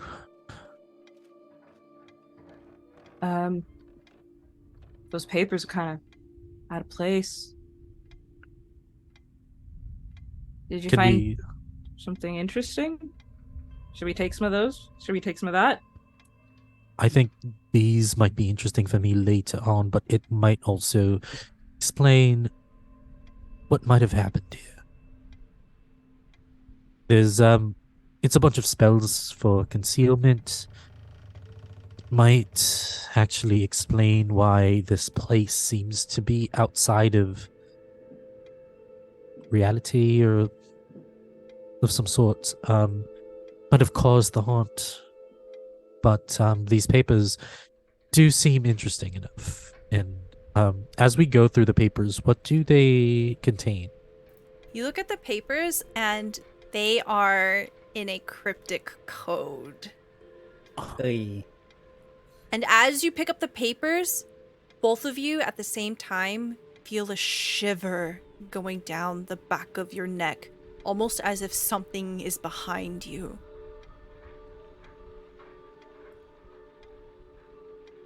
And that is where we're going to take our break. Sorry.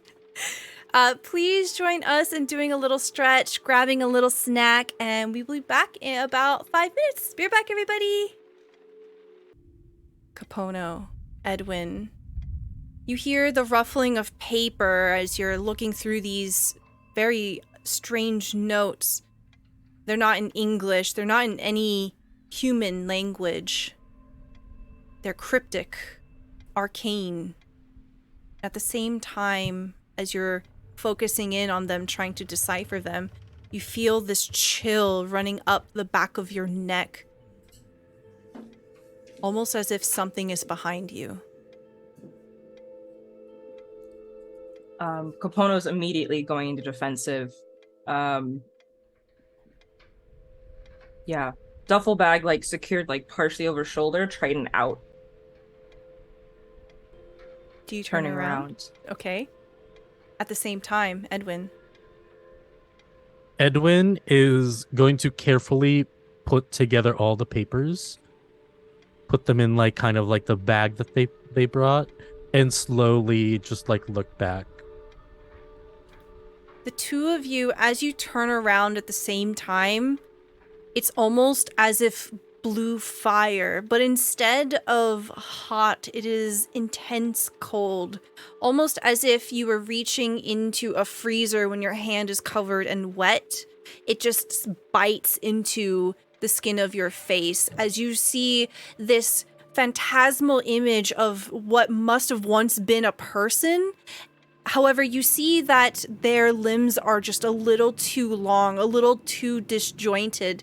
They are bending and cracking in ways that is unnatural. You see the face of someone familiar, perhaps one of the women in the portrait you had just been looking at. She looks at you and you see that there is a darkness where her eyes should be. And she is floating close to the ceiling here, looking at the two of you. And when you look at her, you get an overwhelming sense of hate washing over you. You can feel it. You can taste it. The air is completely changed.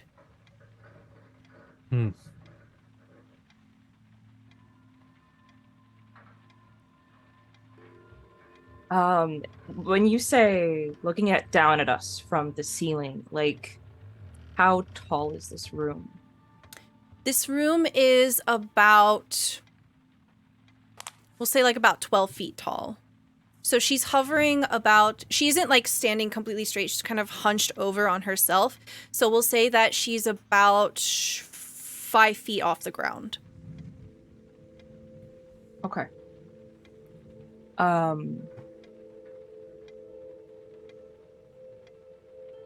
think Capono has the trident ready. But first instinct is to always try to reach an understanding. Despite the hate in the room with us. and I think is just going to ask. I don't suppose you know what happened around here? He could help you. There's an eerie, heavy silence as you see the neck turning, the head careening at an unusual, uncomfortable angle, as if it's trying to study you, trying to understand you. And then its head snaps over to Edwin. And you hear this ghastly voice. Liar!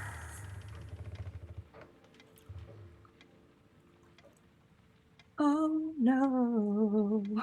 I don't like that. Komodo just says that, just sings it. Internal monologue. Oh no. I see the look at Edwin. I do not like that. And I immediately am trying to like body block. As you like step in front of Edwin, you hear a frustrated, and you can tell that the ghost did not like that. Hey. Conversation. You, me. You don't have to look at him.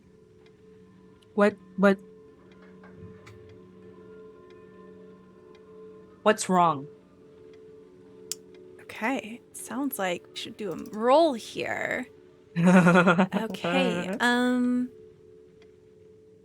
you can do a couple of different things here. You Okay. can help out, because it's pretty clear that this creature has instant animosity with Edwin. If you want to step in for Edwin, that would be a plus cool. You can try to manipulate the ghost. You can roll plus charm. Or you can also try to get more information and read a bad situation to roll plus sharp. You have a few options here. I think initially I'm trying to help Edwin for that cool role. And I think like going into it, I realized I have this thing called Soothe. I don't know if it works on ghosts, but Could you if read I it out talk- to us? Yeah, when I talk to someone for a few seconds in a quiet voice, I can calm them down, block panic, anger, and negative emotions that they have. This works even if the thing that freaked them out is still present, as long as they can hear me. Yes, this will absolutely work. Tell me what you say, how it sounds, if there's any like particles that come off of you, if the magic manifests physically, what Edwin feels and sounds as he's standing behind you seeing this. Yeah, I think at first, Capono just sounds like normal. But as they kind of continue to say words, asking, did you live here? Did you live with someone here? We're not here to necessarily hurt you. We just want to make sure everyone is safe. And as she's talking, there's this feeling kind of like when you're sitting at a very like calm beach. And it's like you can almost hear like the gentle waves lapping, and it radiates from Capono kind of outwards and back in and back out. And I think it would even affect Edwin, even though it's directed at our new friend. Yeah. Yeah, so Capono doesn't necessarily see how it's affecting Edwin, but how is Edwin responding to this as Capono steps in front of them? I think Edwin, coming from the background that he comes from, isn't as phased as he should, and kind of sees this opportunity to kind of prove himself, but also understands Capono is trying to do something, and I think is just waiting for an opportunity either to cast a spell, to provoke, just waiting, just holding to see what goes on, what happens. You instantly see there is an effect on this supernatural entity, Capono, as you call out to it. It begins to grab its own head and kind of curl in on itself. It seems to no longer be outwardly aggressive, and it seems to be more tortured, more pained and suffering. You know that these sort of creatures, these sort of entities that do pop up in haunts, something terrible happened to them or they did something terrible as well. So it's really hard to tell like who's the aggressor and who's the victim. But with this particular response, you get the sense that this is the victim almost immediately. They begin to go defensive and they cry out to themselves, covering their face, withdrawing, and then with a whoosh, they disappear. And the temperature rises just a little bit, but it's still cold.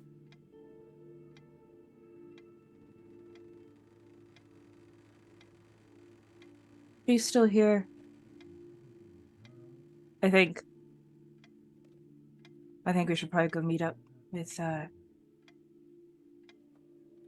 HK. I think so too. And I look at the papers.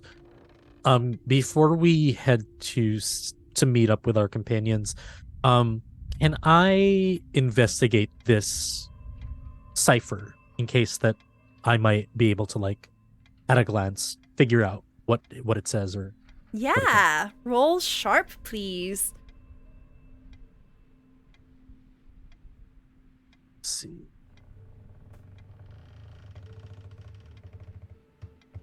Wow, another Okay. 11. Very nice. Absolutely. As you begin to study it with a little less urgency now, looking at it, you are able to discern that you need a cipher key. It's going to take you like hours to break the code without it. But something I will tell you is you recognize this to be something that is 100% utilized by the Citadel.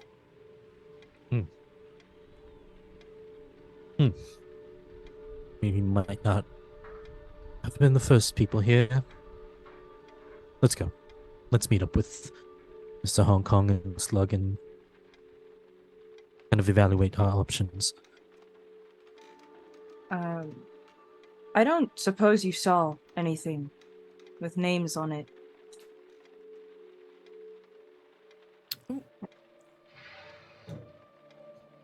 Capono I cut out asked. for a It's second. okay. Could you repeat that? Yeah, go ahead, Capono. I don't suppose you saw anything with names on it?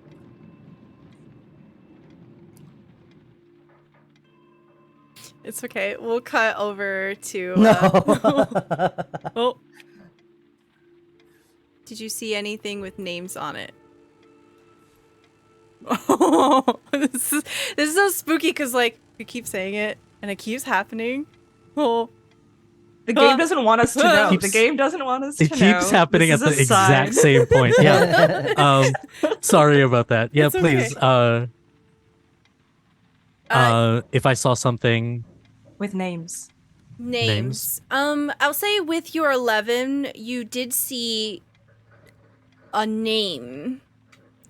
There was an award posted on one of the walls near the door as you step out back into the hallway, and it says Rosalie. Well, Rosalie rings a bell.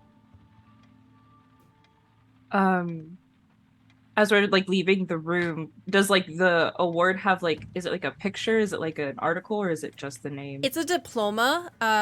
It'll say Rosalie Valentine on it, and it is a degree in supernatural study.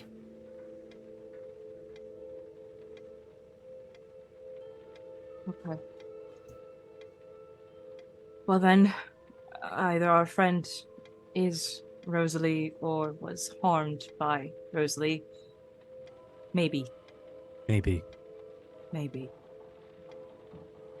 This is going to take me some time to investigate, but sure, let's go upstairs and see what they've got. Yeah. As you go upstairs, Slug and Mr. Hong Kong are messing with a briefcase. What do they walk in on?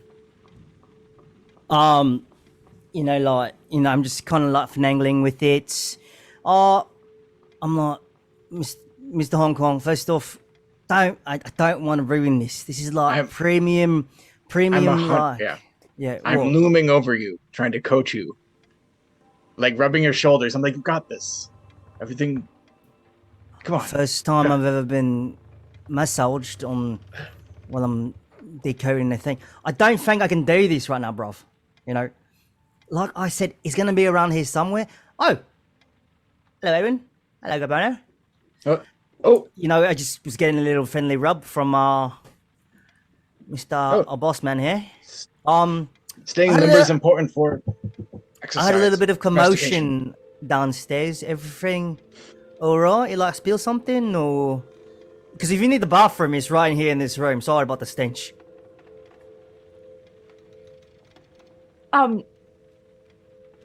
We think we met the victim. Well, Are they here? They're still here. Is the entity around still? I think so. I tried to calm her down and They talk to you. Shite. yes, she called us a liar, me, you, one of Wait. us a liar. Where is it? You kill it. No. No, she's Because I'm confused. Because when you were giving me all of my training equipment, you gave me these silver bullets for my 22 as I pull out my 22 revolver. So like, I don't know if you want me to go ahead and shoot the thing. I haven't put the silver bullets in yet. But like, if I see it again, do I just bang bang pew pew or like? We don't need to start with that. We can always find out what's going on. Often we can find out a peaceful solution. I put a hand on Slug's shoulder. I think she's been hurt enough. She might be the victim here. My apologies. I just yeah. Can you show me her? We were in this study.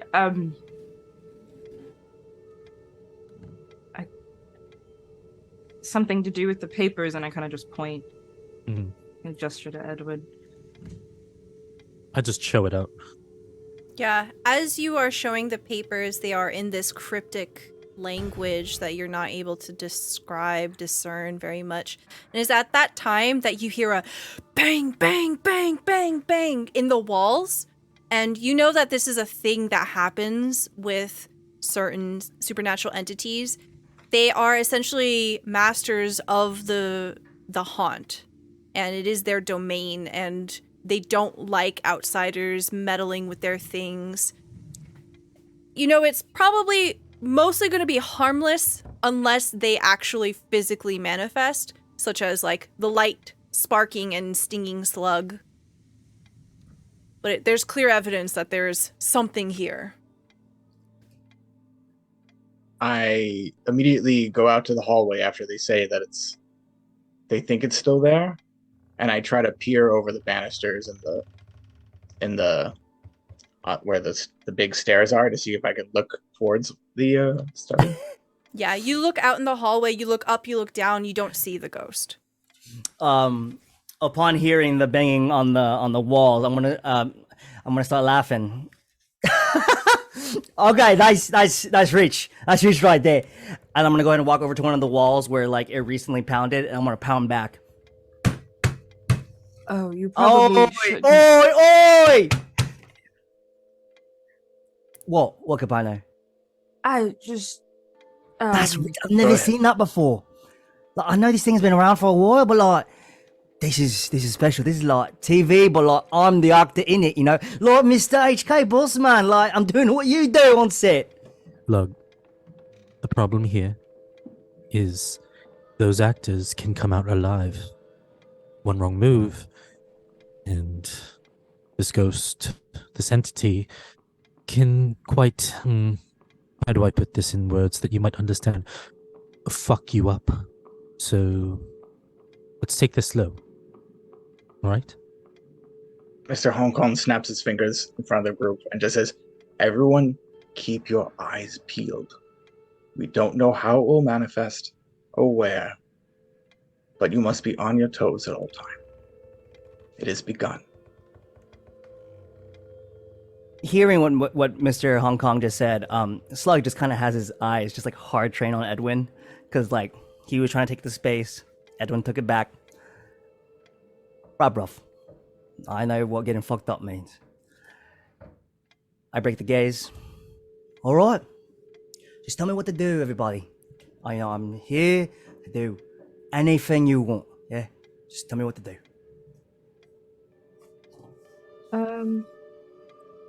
Mr. Hong Kong, have we considered going up to... Well, and have you found an entrance up further at all? Have either of you seen a place where it might have happened? That's most likely where we'll learn more about the entity. I mean, yeah, bro. It was like 4 of the rooms, like there's even the upstairs. Like we haven't even checked the whole spot. Yeah. Mm-hmm. Yes. How about we don't split up, because like Yes. Now that it has begun. our brains combined, we can like solve this whole mystery, and we can go home and like eat some sandwiches. Yeah. Perfect, Slug. That's As the group of you step out into the hallway, you see the stairs right there that lead up into the attic. It seems to open up into like a singular open space. So there's rails and then just like a landing up there. But you can't see what's up there from where you are. There are 3 other unopened doors. Slug, do you have the briefcase in your hand? Yeah, like I assume I have some sort of attachment. I thought like maybe like a backpack. I have it in there. Yeah. Okay. There's like 4 of us. Mr. Hong Kong, you want to just like, you want to open on the door? Edwin, you a door? Capono a door? this floor. Let's start. How many were there again? There are 3 doors. Okay. And we were in a study and a bathroom. And is there like the main bedroom? Is that one of the, since we're on the 2nd floor? That should be on this floor, probably, right? Mm-hmm. I don't know. Let's check it out, yeah? Yeah. Yes. I Let's do kind that. of take the lead, kind of keeping the trident. It's not a safety trident, it's just a trident. It's fine. And I kind of go, I'm assuming there's a door across from the one we're in. Yeah, okay. I'll go to that one first. Okay. You open it, and it's clearly the master bedroom. It is a much wider open space, and you get the sense that this actually dominates the 2 doors on this side of the hallway, so it is one large room. There is a sitting area, there's a large king-size bed with drapery on the 4 posts. You see that there is an attached bathroom in here as well, and you see the bed is unmade. There's a sheen of dust here. The plants are also dying in this room. And one of the drawers is half closed, and there's like a sweater hanging, spilling out of it. I'm going to slowly kind of enter and kind of gesturing like it seems safe. Does it look like there's more clothes missing out of those drawers? It doesn't. No, it's pretty full. I creep in behind Capono and I look at the clothing and I ask, Capono, Edwin, does this look like the right size for what you saw? And I gesture at the sleeve. I pull it out a little bit so we can see the clothing. As you touch the clothing, all of a sudden, bang, bang, bang, bang. All of the drawers just yank open. I like hop back. And I call out to him, I'm like, it is safe. We are not here to harm you. Let us help.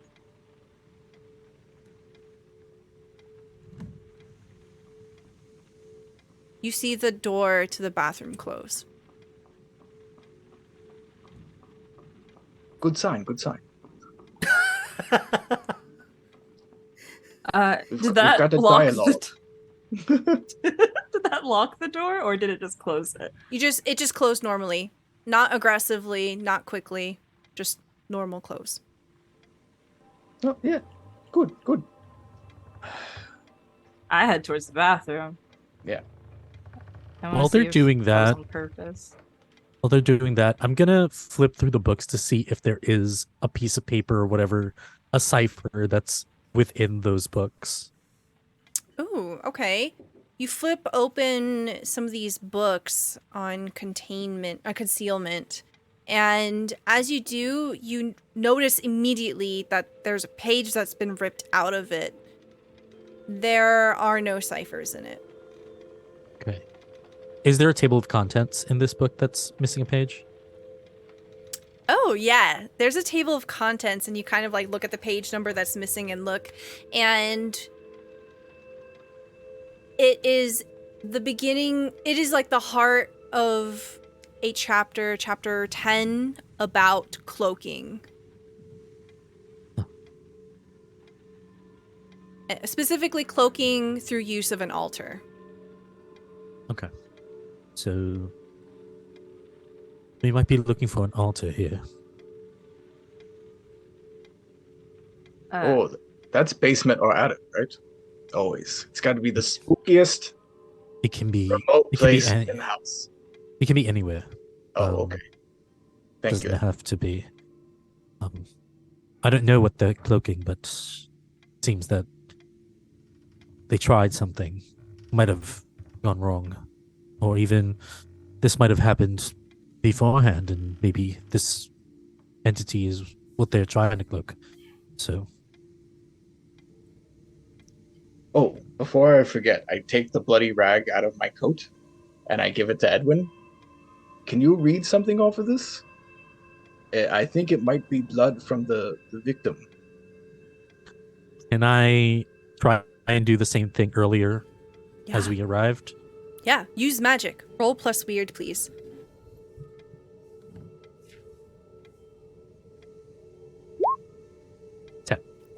You are on fire. Okay, that's another Huge. success. Rockstar.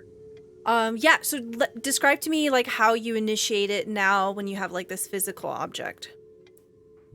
I put it on the ground and I think I'll do something different this time and pull out some kind of like those vaporizers, like those nasal kind of thing, like, and I kind of sniff in and then I sniff the rug and I look at Slug in case they give me a weird reaction. I'm giving you a weird reaction, bruv. Yeah, so Mental. as you sniff this concoction and then sniff the blood, you feel a rush. It's almost as if you're pulling your face out of a pool of water, and you see through a mirror. It's pretty obvious that you're on the other side of a mirror in a bathroom, and you see a blonde woman wiping blood off of her face. She appears to be about 40 years old. She is very clearly the other woman in the portrait that you saw earlier. She appears to have short, very well manicured hair. She's wearing a suit, and there is a dead look in her eyes as she's looking at her reflection, but also subsequently you on the other side of the mirror. She throws the rag into the wastebasket, turns on the sink, washes her hands. She has blood all over her hands. And you also see that on her fingertips appear to be soot or charcoal, indicative that she just used some kind of reagent for a spell. Hmm. And Okay. it's a giveaway that this person, the blonde, is a wizard. I rush to like the drawers looking for identification if they are employed by another company. Okay. As you're searching the bedroom, what is everyone else doing? You see Edwin kind of snapping back and immediately just ruffling around. I would like to just immediately go into help mode. Oh, when you go to the bathroom, you open the door and you don't see anything in there. It's just a bathroom. There's nobody in there. What did you see, boy, Edwin? It was so downstairs. We noticed a photograph. Two women, somewhere in their 40s. One of them reminded me of the body that the ambulance took away. And in the vision, one of the women was wiping her face off with this rag. It was bloody. The hands had soot or some material component. In the study, we found these ciphers along with these books. And these ciphers are familiar from the Citadel. And we might be dealing with one of their employees. So I'm trying to figure out whether we can find some sort of identification, some form of, I don't know, clarification that they are an employee, and maybe we can tie this to them. As Edwin says Citadel, you all recognize what Citadel means. It is essentially an international body of people. They are an agency just like you. They do exactly what you do, but they have multi-billionaire backing. They have all of the cutting-edge technology. Almost all of the highest graduating wizards have either trained there or they go there. You know that Anna is probably one day going to end up being a Citadel agent, without a doubt, because of how good she is. And you also know that there is this unspoken reputation about them, that perhaps they might consider some people expendable, that they might go about terrible business practices to get results. So they have a bit of a sour reputation, but they provide results to the point that people just look the other way. Mr. Hong Kong looks thoughtful as he rubs his chin after hearing all that. And so we have another crooked Citadel employee. I mean, but we don't. All of them are, but You think they're crooked? I know they're crooked. I think they're doing good for the world, bruv. It's a very big company, and they rose quickly for a reason. Just because something looks good doesn't mean it is. But that still means we don't have the victim. We have a possible killer. Alright, sure. So you're telling me, you think whoever died is, okay, so, what are we going to do about it? First, we try to help whatever this entity is, clean it up, close this haunt, and investigate further. Right. I mean, sure, let's just keep looking, but, Citadel. I will not abide a crooked agent. But first, the victim is our top priority. Because the spirits running rampant is bad.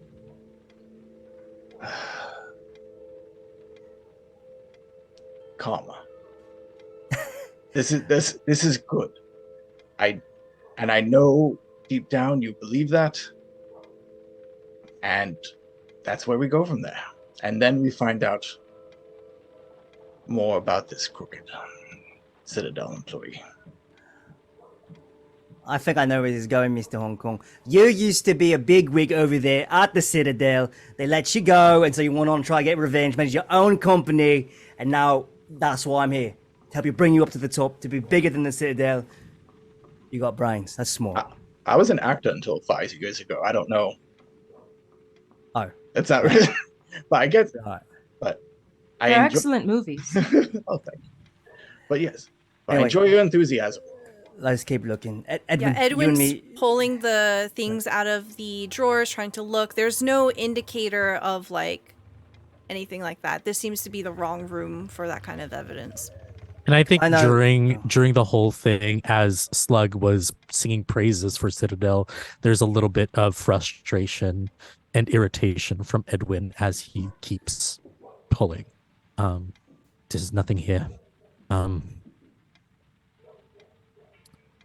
I put a hand on. Well, is Edwin comfortable with that usually? Yeah. Okay. Yeah. Kopono kind of puts a hand on Edwin's shoulder this time. Kind of says, "Let's try the next room. We'll find something." Okay. All right. There's only one other door because 2 doors lead into this room. When you open that door, it appears to be a walk-in closet.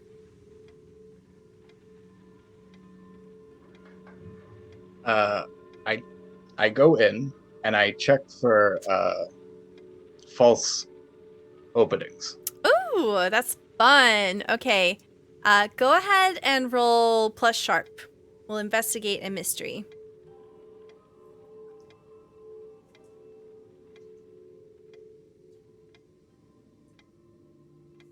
Okay, it is an 8. It's a mixed success.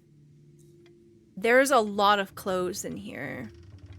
You are searching, you're moving a lot of big, bulky pieces. There are a lot of 2-piece suits in here. There's a whole wall of shoes. There's a lot of little nooks and crannies that you have to peek around. You will find something, but it's going to take quite a bit of time.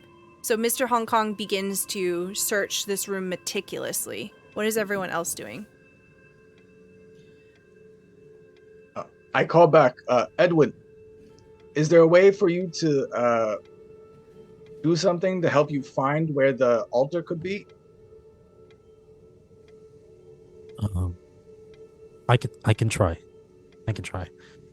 And can I do my own investigate? Or what else can I do to kind of find? Yeah, you can definitely use magic here if you want. You can roll to investigate a mystery. Those are definitely your options. I'll use magic. Okay, roll plus weird, please. 8. 8. Mixed Mixed success. success. Could I roll to try to add? Oh, I guess no, it's an 8. A 9's still a mixed success, huh? Yeah. Never mind. Unfortunately, it wouldn't help in this situation. Oh, I forgot to mention. Oh my god. We're already almost done with the session. Okay. Every session for our players here, you get 3 luck points. You can spend luck points to either A, decrease a wound that you just suffered to 0 harm, or B, retroactively change a roll result to a 12, which is a success. So it's up to you. You have basically those. However, when you use a luck point, each playbook has a special trigger of something else that happens. So you do have to keep that in mind. You know, I kind of like that. I'm gonna do that. Okay, what is I your kind of like what luck? mine does. Yeah, can you read it to us?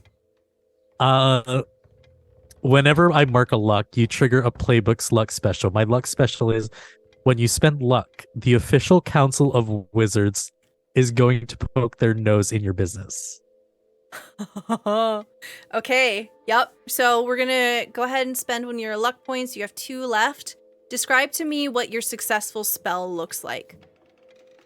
I think the frustration is getting to Edwin, and he's beginning to not find something. He takes out like dowsing rods, and he's holding them tighter and tighter, until people notice that he's exerting some form of force over it, and it points towards wherever the altar might be. As Edwin is doing this, I'd like to say that the air around you gets supercharged, and there's a distinct heat that radiates off of you, and it's noticeable throughout the entire room. You aren't quite sure the extent of how far this heat goes, but it washes away after your spell finishes. Depending on how perceptive Edwin is, you have definitely left a magical signature of some kind here. Mm-hmm. Okay. I don't think he'd notice it. I think Okay. the desperation of looking for this thing is clouding whatever sensory thing. Okay. As your specific... Go ahead. Sorry, I was gonna say, I think I'm maybe used to things coming off of him. So while I'm searching, I'm like, I can feel it. I'm like, you're doing great. Trying to give him as much encouragement as I can. I love that. Fuck me. Looking for the altar, the dowsing rods point down in the direction of the library, the study.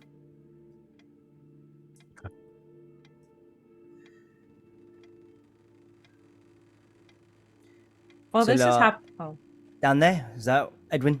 You want us to go down there, yeah? I think it's there. Yeah. I just want to make sure. Are you okay?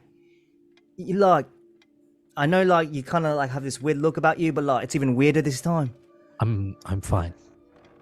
You're the new Anna, you know that, right? You're the new Anna. If anything, I should just call you Anna, not Edwin. Anyway, really, are you okay? I'm fine. We can Oh, talk rough. about it later. Cause I feel like I'm trying a little hard. You got. As I'm pulling closer, you gotta make sure that I look good too for Mr. HK, for Mr. Bossman, cause I want to get paid too, bruv. I In due come time. over. I come over to Slug and kind of Oh, hello. put an arm around and go, "Want to help me look in the attic?" Yes, I do. Thank you very much. I'm a good finder. I'm gonna find what's going on here. And Mr. Bossman, I know I'm new, first day. I'm gonna prove my worth. Come on, let's go. I As I call head up back there. to him. I think I've almost found something. Yeah, as you say that, you pull a panel free behind what appears to be a set of kind of ratty tennis shoes that have been well loved. There is a secret compartment in the closet, and you pull out what appears to be a small bag full of components, very similar to what Edwin carries. Oh, excellent. And I rush out to show Edwin. Right. Well.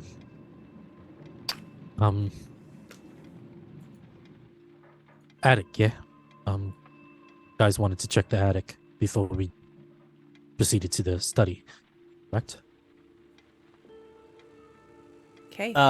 Yeah, I like that. As you go up into the attic, you hear the thudding of steps running up the stairs, but you don't see anything. You follow. As you get up into the attic, you almost gag.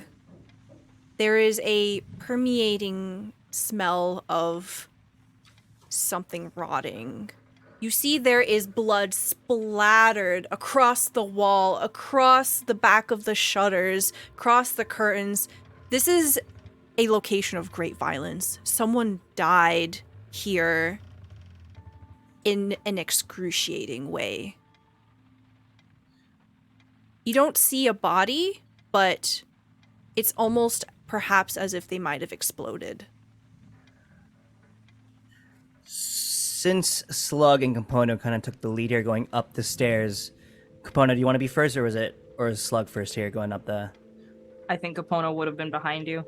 Okay, as I make my way up, fuck's sake, as I see the whole scene, turn back, look down at the other people trying to slowly make their way up. I don't think y'all want to see this. Lots of blood, Edwin. Not for the faint of heart, Mr. Boss Man. Whatever happened here, it happened up here. Do we need to investigate further, or should we just go back down? Like, just make a mistake. Yes. But the gag up here. Unfortunately. For what purpose? You know who was up there. I know. But All right. Hey, there listen. I've seen a lot of blood in my day, but this is something different. I'm gonna head back down. there are always things left behind. Was Slug As the I- first person up there? Yeah. mhm. Can I get you to roll me sharp? 5. Okay. Don't worry about it. Mark experience. Don't worry about it. Don't worry about this. Don't worry about it. Oh, that's so It's scary. alright. Okay. Don't worry about it. As I begin to slowly begin to like shimmy down past everyone, I'm starting to gag a little bit because the smell is worse than the visual, so it's making me want to not be in that space. I think Edwin is gonna take out one of the like a different inhaler kind of stick and hand it over to Slug. It'll help Fuck with the this- smell. And it smells of like lavender and like oils, just to get the scent of like rot and dead off of you, like out of your nose. Fuck's sake. Okay, fine. Let's go. As I trudge my way back up, I light it for myself. I don't think it's helping, but it's I walk past them as they're like, don't worry, it works. Just give it time. But I peer into the thing. And is there something, is it not just like blood, but is it obviously that it's some sort of paranormal thing happened, like not a normal death? Roll me sharp. I have a specific move. Oh, okay. Read it to me. The first time in each mystery that you observe a monster, minion, or phenomenon in action, well, I guess it's not in action, but you may ask one question from the investigate a mystery list. Okay. I think it'll be fun to do this. So feel free to ask me one of the questions. So the options are here. I'll copy paste them. I found one. Okay.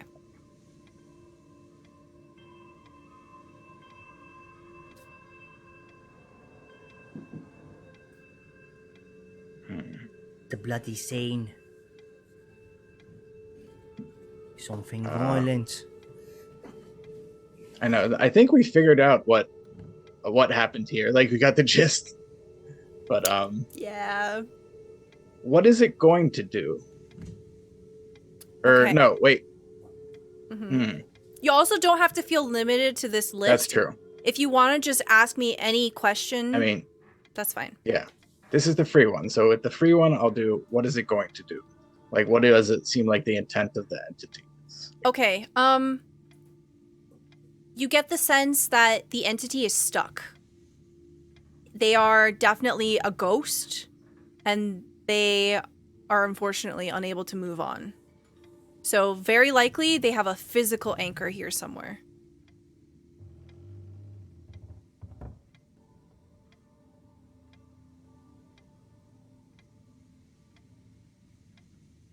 So we have the victim as much as they are.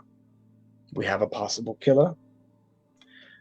So what we can do about the victim and that we know they linger, we can find out what's holding them here. And once we do that, we can cleanse the building and then move on. And hopefully so can they. Well, I think Edwin thinks it's back down where you guys just came from, right? The study, the library. You located the anchor? I did. I knew you would. Good. So We might- Thank you, Edwin- Edwin. Yeah. Yeah, Edwin, you would know that an altar and an anchor are two separate things. Oh, okay. An I anchor think is the- something that would keep a supernatural entity basically locked to a haunt to spawn a haunt. As this is like going on, Capono, what are you doing? How do you react to this? I think coming Capono knew it was going to happen. Like, had a feeling of what they were going to see, but still kind of gets like immediately icy upon seeing it. And wants to very carefully. Are there any boxes? Are there any like more dusty memorabilia up here? Yes. Kind of like shoved away from the main center of the room. There are definitely storage things. I would like to look for anything that could give a hint to I think Capono thinks that Rosalie is possibly the wizard who may have caused this, and thus is like thinking like I need to find her name. She deserves for us to know her name. Mm-hmm. Yeah, go ahead and roll sharp. Is there a way for me to assist? Yes. I don't remember how to do that in Monster of the Week. I think you roll cool, I want to say. Oh, Help yeah, to out? help out another hunter. Roll cool. Hold on. Let's look at the hunter moves. Help out. Yep. You can roll me cool. If you get a 10 plus, you gain them a +1. 7 to 9, you gain a +1, but you expose yourself to trouble or danger. Yeah.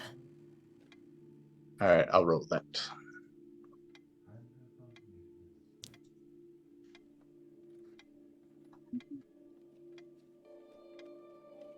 Okay. A 9. So you get a +1, Capono, but Mr. Hong Kong will put himself at danger.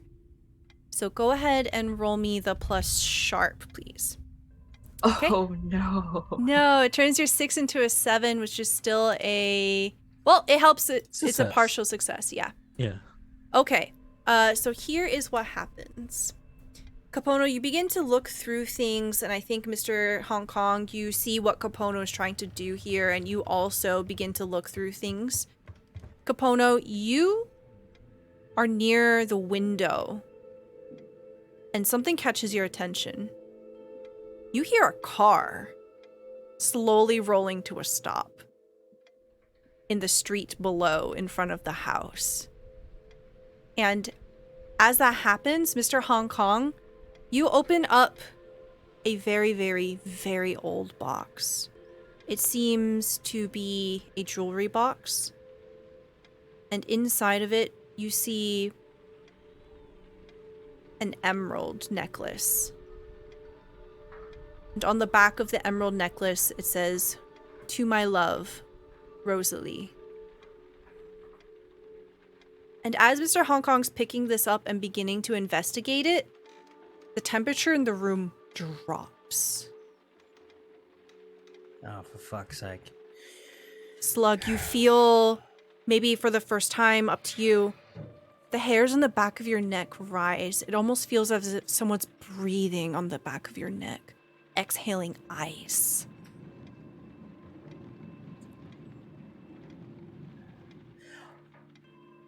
Hi, everybody, let's just, I'm gonna just, like, reach towards that. I don't think... Who's doing something right now? Mr. Bossman, is that you? What are you holding? You look over at Mr. Hong Kong, and behind him, you see the spirit manifesting, floating above him. I immediately pull out the .22 revolver with the silver bullets in, and I point it directly at the creature.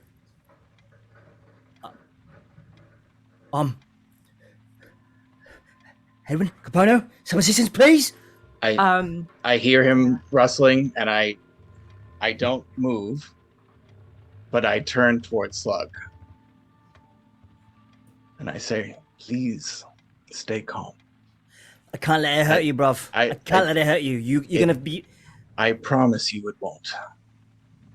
We are close. It is not hitting. It is not attacking me because it knows. It knows we are here for it."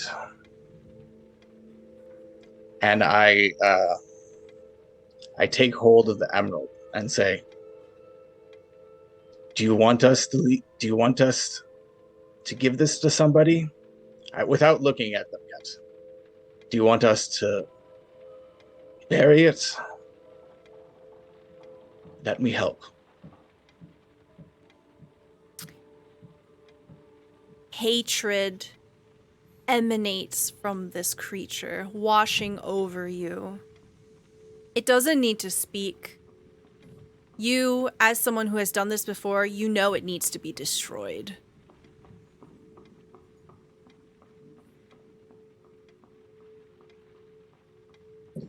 Fuck's I sake. say, I breathe deep, and I say, we, Copono, Edwin, Slug, you can do it now. And I quickly turn to it to sort of like distract it, like move suddenly, while holding the emerald still. Okay. Like in my hand, like tighten my hand. All right. Something will happen here. But also as my move, this is the first time I'm seeing the entity okay. itself, Yep. right? Mm-hmm. Okay. Yeah. I want to ask what it is. Where was that? I think Okay. it was a question like, Yeah. What sort of creature is it? It is definitely a ghost. It is the ghost of someone who died a very violent death.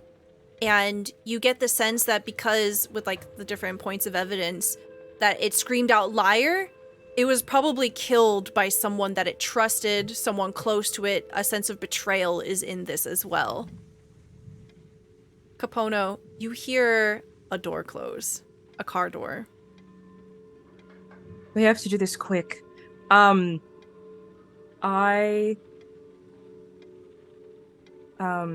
kind of hold out a hand to Mr. Hong Kong, kind of like gesturing at the necklace. Kind of hopes that he'll throw it to me or to the ground in front of me. It's pretty clear at this point that the necklace is the anchor. It's the thing that needs to be destroyed. I quickly like slide it across the ground while trying to like maintain eye contact and thinks I'm like, like I'm trying to do it without looking at it. So it like focuses on me. Yeah, it intensely stares back at you.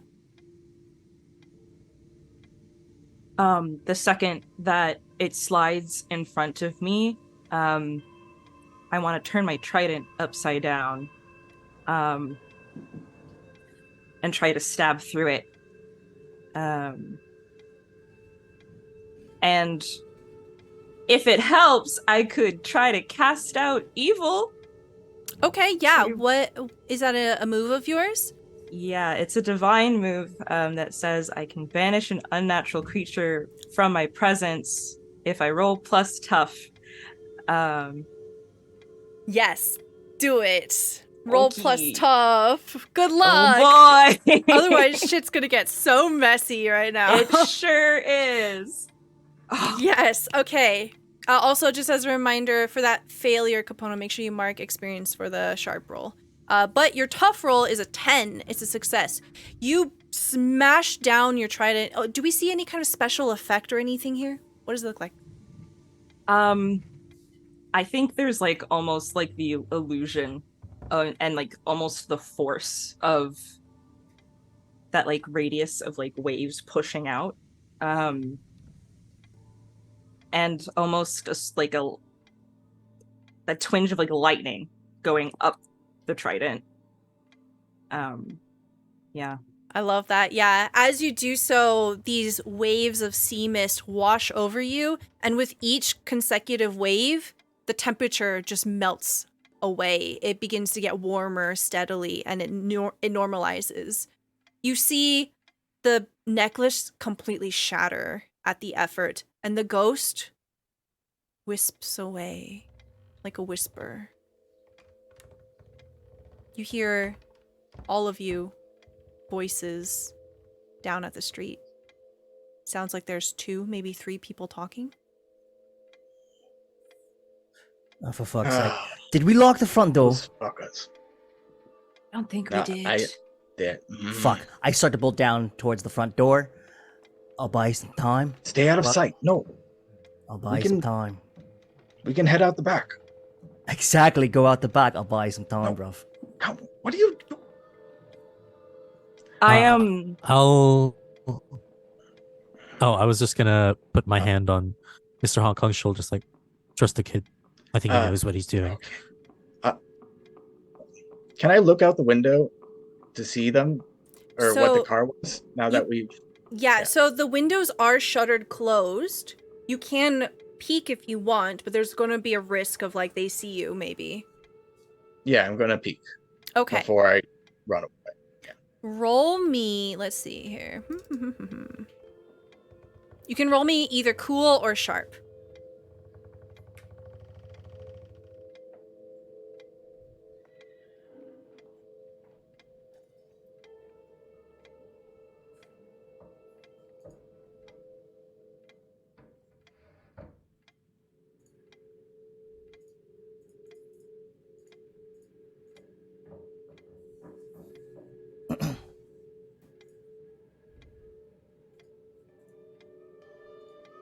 I'll do cool. Sorry. Okay, no worries. All right, a 9. That is a partial success. Okay. That's it. I'd like to use the luck to make it a full success Uh-huh. because I like my luck special. Okay, what's your luck special? The luck special is when you spend your luck, your next regular case will actually be a mystery for your hunter group. The monster will focus their attention on you. I wonder if I can I'm not sure how it applies, but I wonder if I can Okay. figure out who it is and then cause a distraction or something. Yeah, okay. No, this works. All right. So you decide to take a quick peek, right? I like to imagine that as someone who has been working as an actor for a long time, it's really important for you to process information very quickly, very, very thoroughly.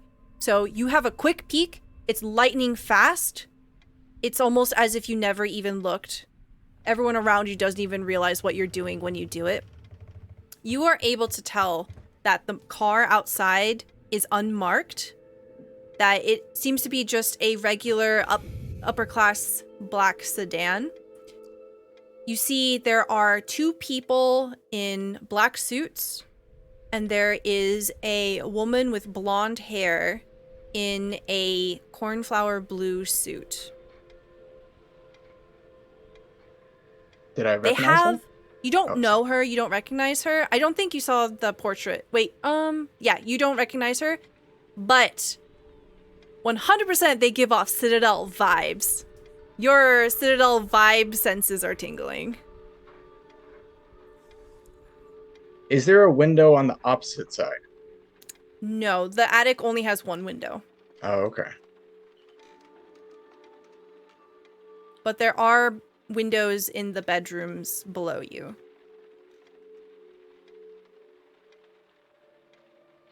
So so now they have left towards the front door, or They're still that near the car talking right now. okay. But they are outside, yeah. I mean, do you want us to be discovered here, boss? Or do you want us to get the fuck out of here? Cause I don't know if us being seen by other folks is gonna cause a stir, you know? I mean, I don't know.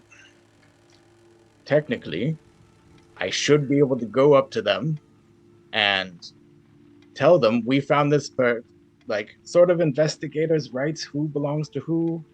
I claim this building, etc., etc. Don't even know who they are. Maybe they're just like house inspectors. Maybe they're selling the place. Well, I don't they can think be they are. cleaners. Not the kind I of have it is in my gut. These people are not safe to be around, and I think So we need to get out of here. yes. Okay, go out the back. Yeah, I'll buy you some time. Yeah. Sorry, Capano. What were you trying to do? I think Capono's just grabbing the duffel, putting the trident away. So, yeah, as you have put the trident away and the anchor is broken, it's very clear to all of you that this area is no longer a haunt. Edwin, you still feel that concealment spell.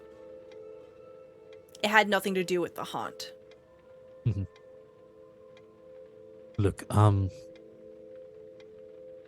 whatever that concealment is, they're probably here to clean up whatever this is. So we need to leave fast, and I believe Slug has the right idea. Whatever he needs to do. Here's the thing, Edwin. Our fingerprints are everywhere. They got This is forensics. They are not Doesn't doing matter. it something legal. They can't do anything about what we've been doing. We just have to make sure they can't catch us. Come on. Exactly. And I start headed out, and I quickly bow 3 times and say I'm sorry. I hope you move on at the broken emerald, and I start running down the stairs. Okay. As Mr. Hong Kong runs, I'm gonna look to Edwin. I'm gonna look to Capono. So I'm still kind of new to this thing. So we kind of figured it out, yeah. Do we care if this place stays afloat?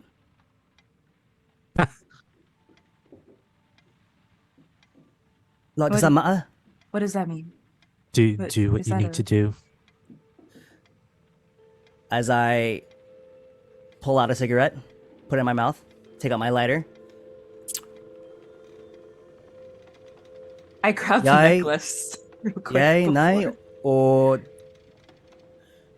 because if Edwin's already halfway down the stairs. Uh-huh.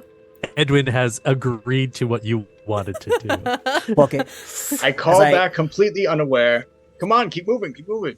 as I begin to walk around the living room of this house, and I begin to take the butt of the cigarette and begin to light it up against any curtain that's in place here. I put it to the sofa, as I begin to cause a little bit of a fire, and I tear it off the curtain, put it onto the sofa and stuff, so that way it spreads faster.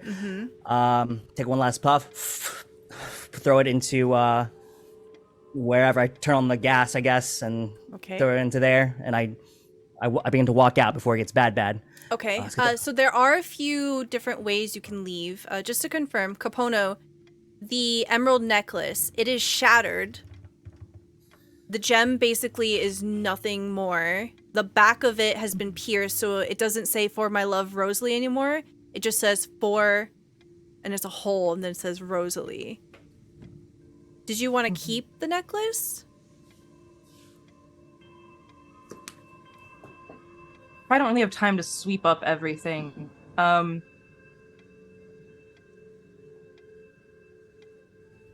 You know what? It's probably better left where it is. I was gonna try to grab it just as a one less thing to trace, but You could if you like. Just assuming that you've been on multiple trips like this, multiple jobs like this, you know that the anchor is completely harmless now. It's just a mundane object. So it's I completely am up to gonna you. grab it. Okay, cool. I think there's something Capone wants to do with it later. Okay, cool. So there are a few different ways to exit. You could try to climb down the house from the second story windows. There is probably a back door through the kitchen, but that will risk you getting down on the first floor. And they are right outside the front door now. I am 100% going out the window. Okay. I think Capone is also probably gonna try to help with that. Okay. He will open the window, stretch, right?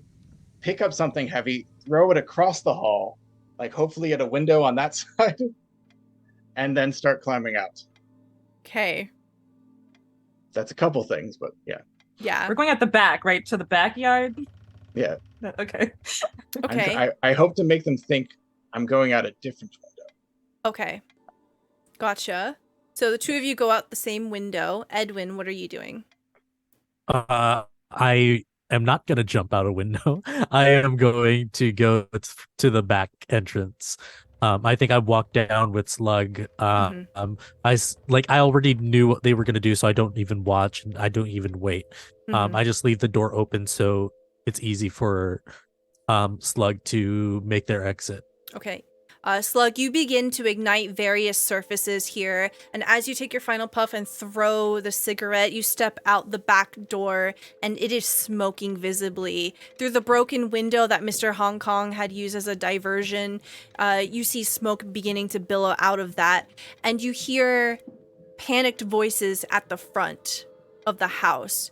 You hear a number of car doors opening and closing, and the car drives off. And the group of you begin to run. We fade to black. Inside of a black sedan, a blonde woman pushes hair out of her face and says, "Fuck." She reaches for her pager and she begins to punch in a message.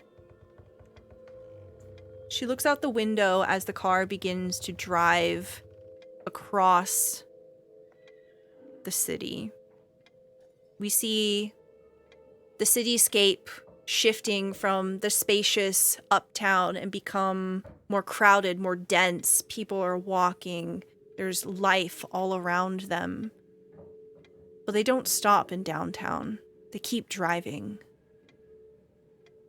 The car eventually comes to a stop in front of an enormous building, an extremely old estate that must have belonged to some kind of royalty at some point. A castle, almost. And as the camera begins to pull out of this building in Old Town, we see a much newer sign fashioned out of literal marble, and it says, "The Citadel." And that is where we're going to end our session for tonight. Yow! Woo! Nice. Thank you so much for being here, everyone. I really, really appreciate it. This has been Lodge, the first episode of our mini-series. We will be back next week at 8 p.m. Eastern Time. We're going to go around and do some outros. Please tell me who you are, where we can find you, and tell me what your favorite part was of today. And we'll start with Fabian. How's it going? I have played Edwin. I am a TTRPG performer, producer, and I'm also an artist, an illustrator. You can find a lot of my art stuff on Rockets and Pens and Tuesdays at Bad House RPG, playing Jet in Itaewon by Night. We just won a few awards and got nominated for a few. So check us out. We're almost down to the end of our season, and we have a lot more in store. My favorite part, I think my favorite part is arson. Arson is my favorite part of the game. Yep. It's great. Yep, that's one way to deal with an altar, that's for sure. You don't know what it does, but you've definitely fucked with it. Woo! You'll find the consequences to your actions next week. Thank you so much. We'll hop on over to Tony. Hello, I am Tony Ng. I am an illustrator and game designer, and this is my first actual play, and I'm hoping to do more of this stuff. You can find out Wine Art 2, which I think is in a window somewhere here, right? Yes, we're putting Yes. links in chat. Yeah. YNOTART2, and it's that's where I'm on Twitter and Instagram, and hopefully I'm gonna start posting stuff about the role-playing game I'm making on Instagram more often. And my favorite thing, I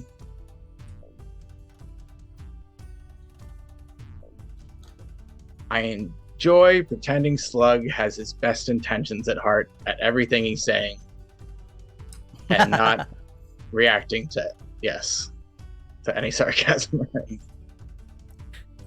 Thank you so much. We'll hop on over to Toffee. What's up, fam? Thanks for chilling with us for this first episode. I'm Toffee. Pronouns are he, him, and I played Slug the Crooked. Pronouns also he, him. You can find me over on Twitch sometimes, not right now though, and Twitter at Toffee Plays. And I'm an actor based out of San Diego, so I do all acting things, and I do this whenever I can. So other than that, the only other thing I have to plug is that me and my girlfriend, we do a Filipino-American podcast called the Bahala Ka podcast. And we upload every Monday. And if you want to listen to two lovebirds talk about life and argue about what Asian food is best. That's what we do on there. So thanks for having me, y'all. And my favorite moment was when I was like, Capono, what's your strength? And then they're like, trail mix. That's my strength. My strength is trail mix. I'm like, hey, valid point. Thank you so much. And last but certainly not least, Allegro, please. Hello, I'm Allegro, also known as Alluring Allegro here on the internet. I use they, any pronouns. I was playing Capono. You can find me here on Twitch, also at my own channel where I do variety game streaming. I'm also new to the actual play scene, but you can also find me currently, at least for this month, over at the Critical Misses channel on Wednesdays at 5 p.m. Pacific, 8 p.m. Eastern for our session of Under Hollow Hills, the Stone and Starlight Carnival, which is about fairies and carnival acts and drama. So don't miss that. And yeah, I think my favorite part of tonight was, I think, just really getting to see how Citadel is going to be in our lives moving forward. There is some spicy drama and mystery there, and it's already delightful to kind of see how that ties into Edwin and the rest of us. So Thank you very much. I'm still Luna. If you've enjoyed this content, please consider giving us a follow. That's a free way that you can support the channel and also get notifications for when we go live. This has been Lodge, a part of our new talent showcase where we just want to try to get some more opportunities for people to see what it's like behind the scenes, work their magic, play a cool character, tell an awesome story with other awesome people. Thank you so much for being here. We will be back on Saturday, the 22nd at 8 p.m. Eastern Time. Until then, goodbye, and don't piss off any ghosts, and or any Men in Black, or yeah, that stuff. You know, just general safety things. Okay, goodbye. Bye, everybody. Bye.